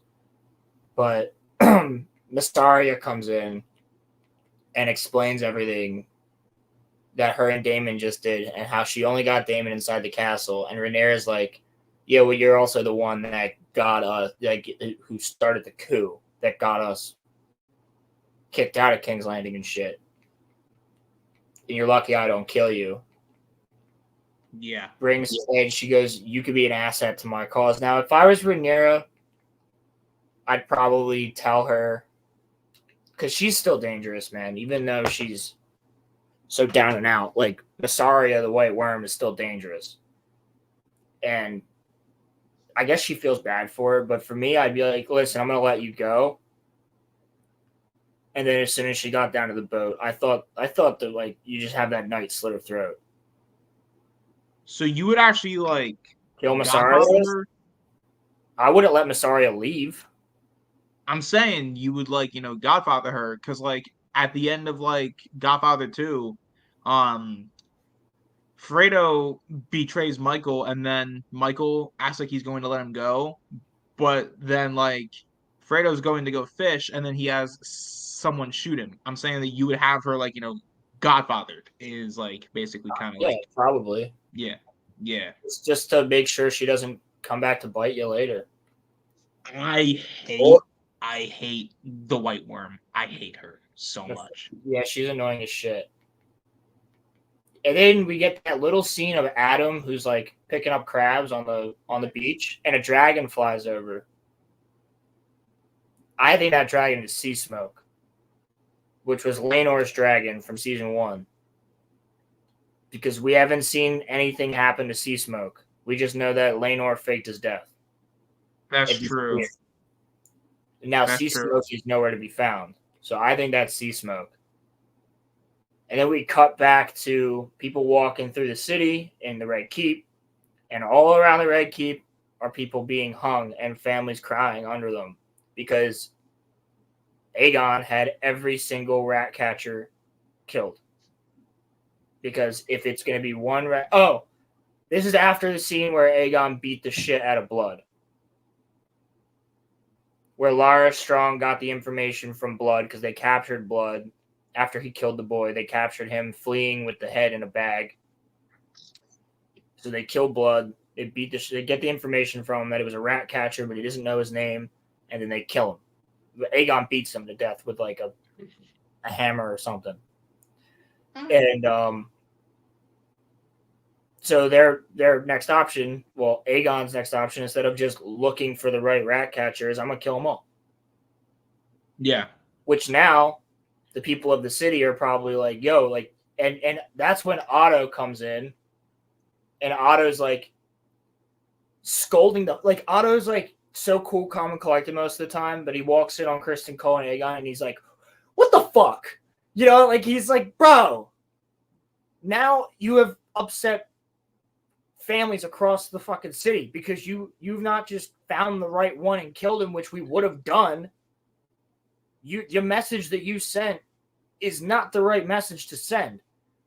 Mm-hmm. You have killed fathers, sons, brothers, and cousins. You have upset the families of every single one of these rat catchers, and that's going to cause dissent towards you. People aren't going to like you. And then Otto gets fired. Yeah. Because Otto's speaking his mind, and he's like, Kristen Cole has acted, and Otto's like, what the fuck did Kristen Cole do?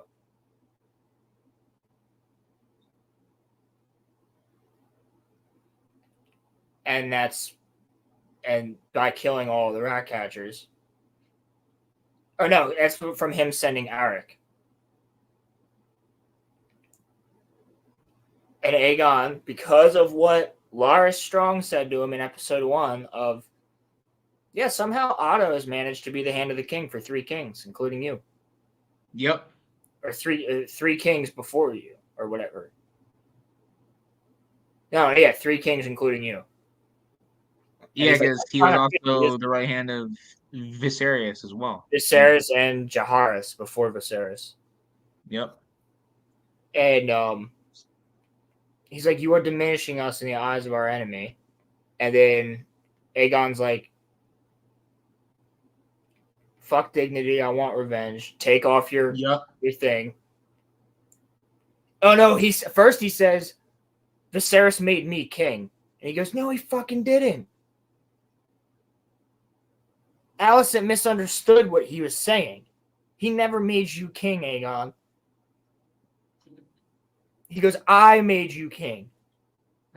Otto. Mm-hmm. And then, you know. Wasn't what happens is they continue to argue a little bit. Correct me if I'm wrong. Didn't Viserys say that he wanted Rhaenyra to have his throne? Yeah, That's what he was saying. And when he's dying, he's saying the prince that was promised. Yes. But he's talking about the Song of Ice and Fire. Yes. He's not talking about Aegon. She thinks he's talking about Aegon. He's talking about OG Aegon. Aegon the Conqueror Aegon. Yes. Yeah. Yeah. So Otto gets fired. So Otto again loses his hand, just like he did, not his actual hand, but the hand of the king. He loses that status, just like he did in season 1, but then ended up returning to Viserys. Mm-hmm. Same thing's happening here. So He'll be back. He said he's gonna return to Old Town. And then we get the scene where Rhaenyra lets Mysaria go. Mysaria is walking down to the boat, and she's let go by Eric. And as she's walking down, she passes Arik. So that's the one thing that Arik had to look out for, was if anybody saw his brother a second ago in a different location, and then he got spied by someone else. Mm-hmm. So Mysaria sees it, and she's like, that's fucking weird. Then we get this really cool sequence where Arik is trying to get through to Rhaenyra. He locks the door to her bedroom after finding where she is, tells the guard out front that he'll take over for the night. He walks in, unsheathes his sword. He's about to kill Rhaenyra. And then Eric bursts in. And Eric's like, brother! And then the two twins start fighting. And what happens is Eric actually ends up killing Arik in the fight, which is pretty brutal. And one night, I forget his name, he comes in and he's like, which is which? Which is which? And it's already kind of too late because Eric already kills Arik, the one who was sent there by Kristen Cole. And then when he stands up, he quite literally falls on his sword and says, I'm sorry, Your Grace, and kills himself for killing his own brother. Which I thought was a really, really, really good sequence. Yeah, that was that death was just brutal too. That fight was brutal. Yeah, it was. And it's supposed to be a foreshadowing of how this war is going to go. With family killing family. Well, no one's safe. No one's safe. No. So, well, except for Rhaenyra right now. And Otto then has a conversation with Alicent about how she needs to control her children. She's losing control.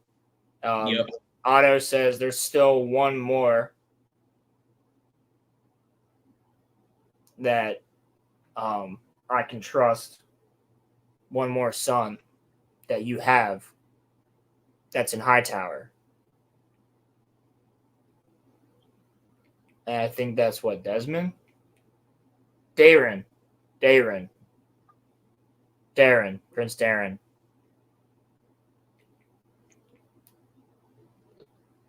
Darren's the youngest out of all of the children that Viserys and that Viserys House had. Yeah. Yep. Yeah. So then Otto says we will prevail and bring forth peace. I still believe it. And then as long as you and I hold fast. And then the scene, like Otto leaves. Allison goes back to her room where Kristen Cole is waiting, half naked. And she starts smacking the shit out of him. He's not doing anything. And she smacks him again. And he holds her up against the wall. And then they start banging. And then that's the end of the episode.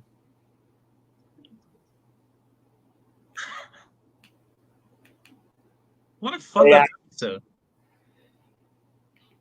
Yeah, it was a good episode. I mean, Yeah. Not like a ton to talk about, like, other than... There wasn't a whole lot of action, but, like... There didn't need to be. No. Again, though, next episode, the Acolyte showed up. What? Oh, yeah, the Acolyte gets showed up every week. Yeah.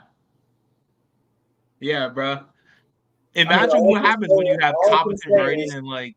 I'm definitely hyped up for Sunday.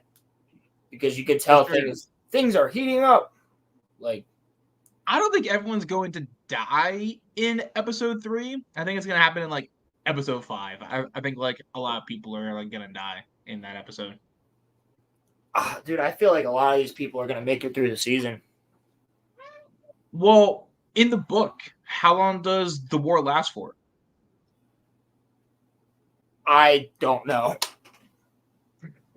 Because I couldn't tell you. Because season 3 is confirmed, isn't it? Season 3 is filming. Okay, so then maybe these characters won't all die then?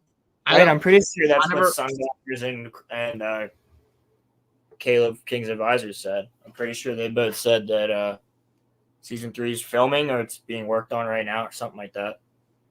Yeah. Yep. But yeah, I mean, I thought that was a good episode, and it's just nice to have House of the Dragon back after 2 years. I mean, yeah, it's nice to have it back. It's just, and it's funny.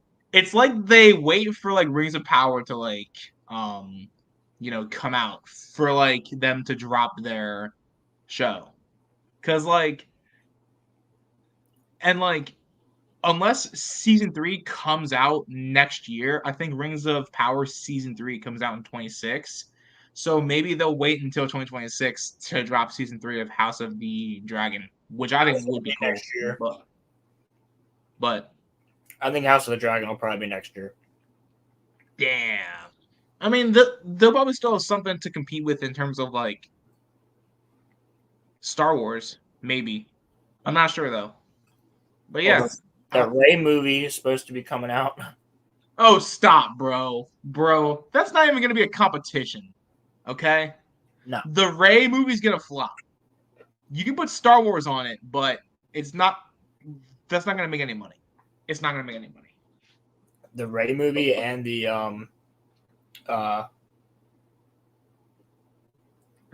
Mandalorian movie. Are you serious? That comes out next year? I don't know about next year. The Rey movie's supposed to be 26, I think. Doesn't Skeleton Crew come out next year? No one has heard a damn thing about that show in a long time. That show is not coming out. Yeah, probably not.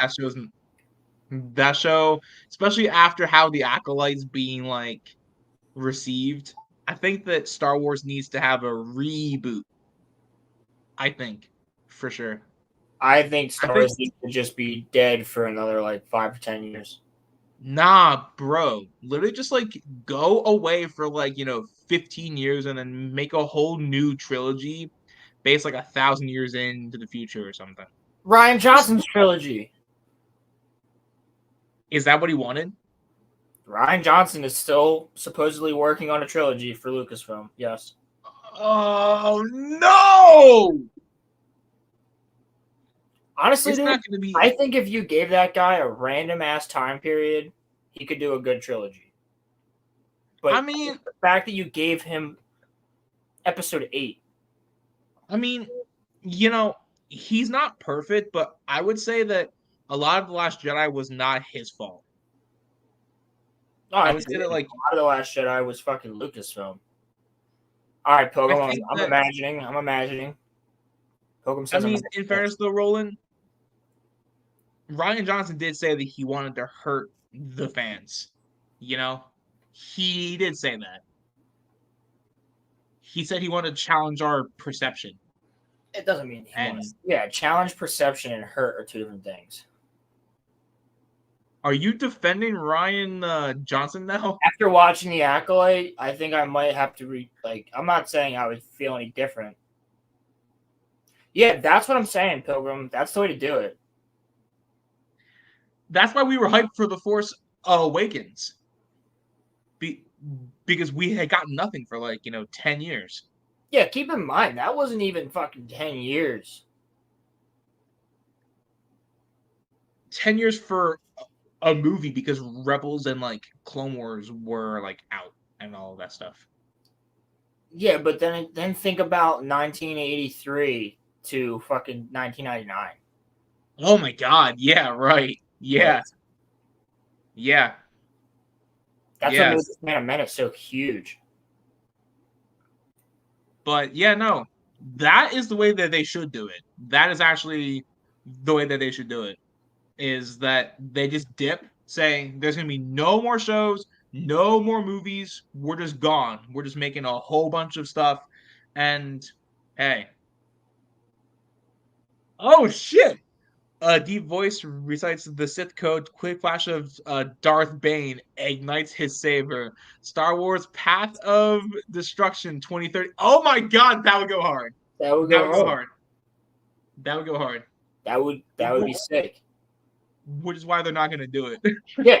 No, they would never. And if they did, here's the thing. Even 15 years from now. So let's say 2040. Even still, it's no matter what, after everything they've done since The Last Jedi to now, it's not gonna be met with the same love that the Phantom Menace was met with when that announcement trailer dropped. That's true. Yes. Because you fucked us so hard with all of these fucking shows. You have messed up so much shit that we loved. You will have to prove us wrong in the product. Yeah. Not the trailer, nothing else. Doesn't matter if it's a trailer. It doesn't matter if it's whatever. You will have to quite literally give us all of that. Say an apology, a legitimate apology for the fuck ups to the fans. That things will be different. It's up to you to judge it when it comes out. And then when it comes out, if it's good, it's good. If it's not, it's not.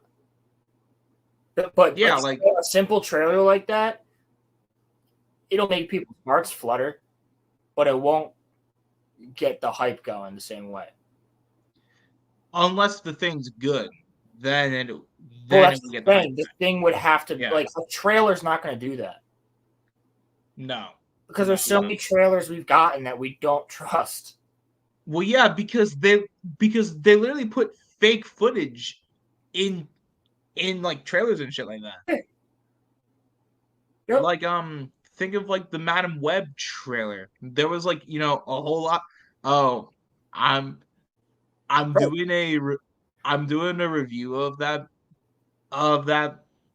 movie, and I watched it recently, and I'll never get that hour 40 back ever in my whole life.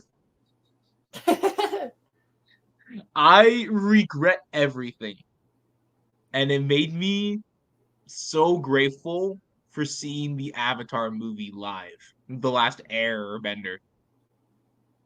I saw that in theaters when it came out, and I was so pissed off about that. But so just go back to what you were saying earlier before we wrap it up here. Are you saying that The Acolyte has made you think that Ryan Johnson, if he was given a proper time period, could possibly do a trilogy well?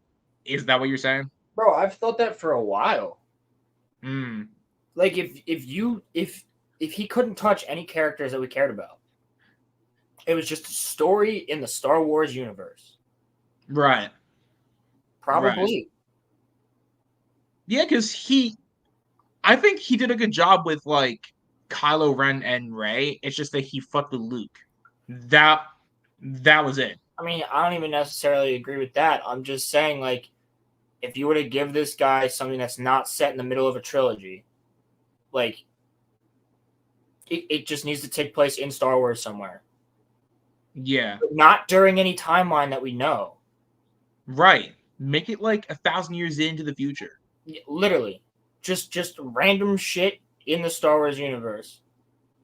Yeah. You can have And Jedi. It has the possibility to be good. Knives Out is not that bad. I don't think it's good though. It's not. Yeah, but like outside the lore breaking. Exactly. I mean, yeah.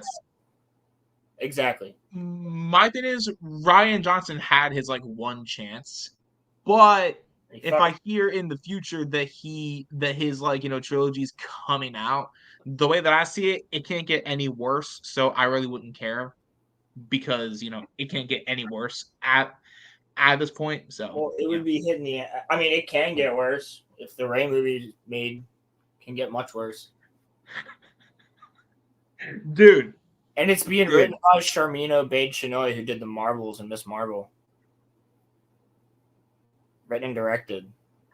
Oh my god. How much do you think that Disney's paying Jon Favreau to come back for the Mandalorian movie?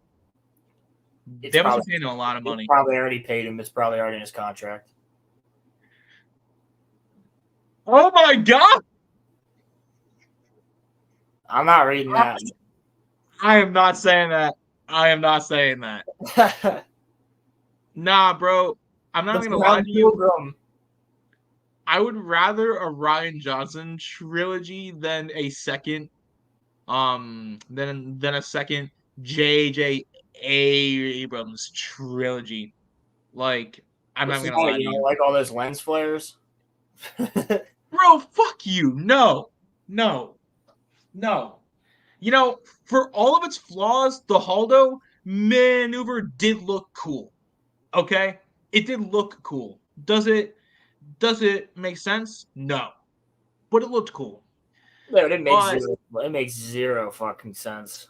It made zero sense, but it looked cool. So because but by that logic, why not just take a fucking frigate and do that to the Death Star? Why didn't they do that? That's what I'm saying. Right. Because George didn't skipping. Yeah, but putting the Rise of Skywalker, light speed. Yeah, but George also didn't have the technology for it then, though, either. George, otherwise, because it makes no sense to his lore and his world. Right? Yeah. There's so many options, like where that could have been needed in the Old Republic, where that could have been needed. You're telling me that no one has done that in the history of the galaxy? Right? Yeah. Also, my thing about The Last Jedi, why were their ships running out of fuel? That was never really a problem. Yeah. Except for when Disney refuel. You have to refuel, but like it was never a problem. It was never a central it was never a central Never was hyperspeed tracking.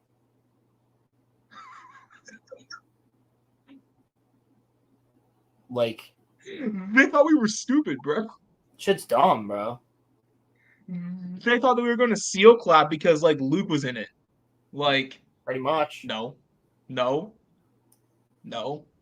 You have a couple of decent scenes, and then I guess like the Skype calls with like Kylo and Rey are like okay, but like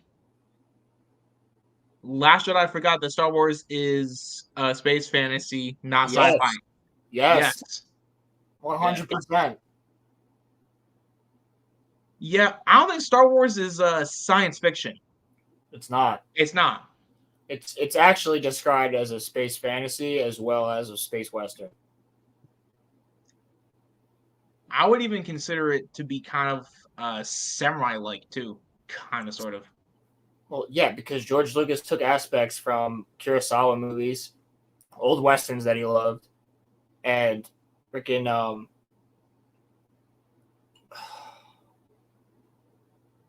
God, what's the original sci-fi show?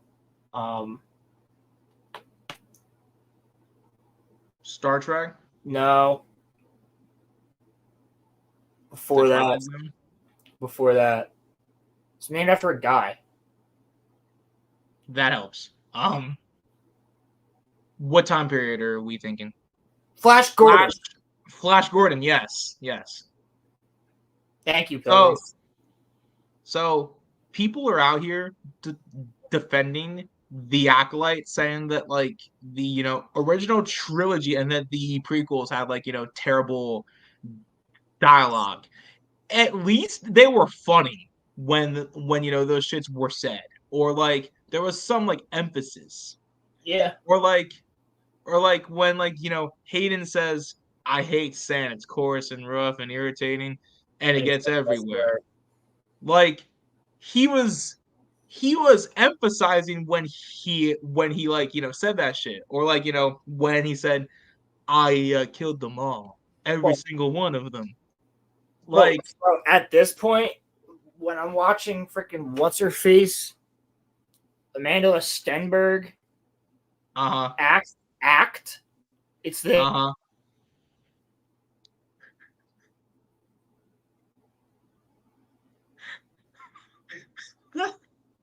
Now that you've shown me that, that's like all that she does, bro.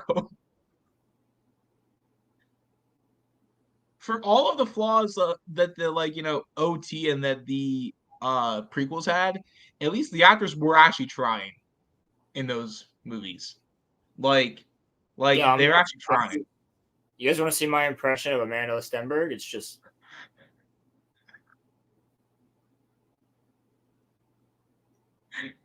And all I'll say is, Roland, people made fun of Hayden for his, performance in the Attack of the Clones, but like nothing that Hayden did is really like. What? He got shit for Revenge of the Sith too. I thought he was good in that movie. I think he's good in both of the movies. He's very green in the Attack of the Clones, but yes, yeah. But still. Yeah, but it's also kind of because he said that he didn't ask the other actors, or he didn't push back like how like Samuel Jackson would, or how like Christopher Lee would. Exactly. And and so he didn't know how to do that. And then I'm pretty sure that in the Revenge of the Sith, I think he was pushing back, and like a little bit more. Yeah, but nah. But like people made fun of Ahmed Best for Jar Jar Binks, but nothing will be as bad as what like the Acolyte's doing now, because I feel bad for the good actors on that show, but it's from what Roland showed me, now that I've seen it, acting's not just how you say things, it's your face too. Yeah, like you have to have expression. She had more expression in that video where she was fucking attacking Star Wars fans of a diss track, rolling her eyes and gyrating her fucking body, like working in front of Martin Luther. Yeah, straight up, like, bro, whack. My mom would kill me if I twerked in front of Martin Luther King. She would never talk to me again. But yeah, nah.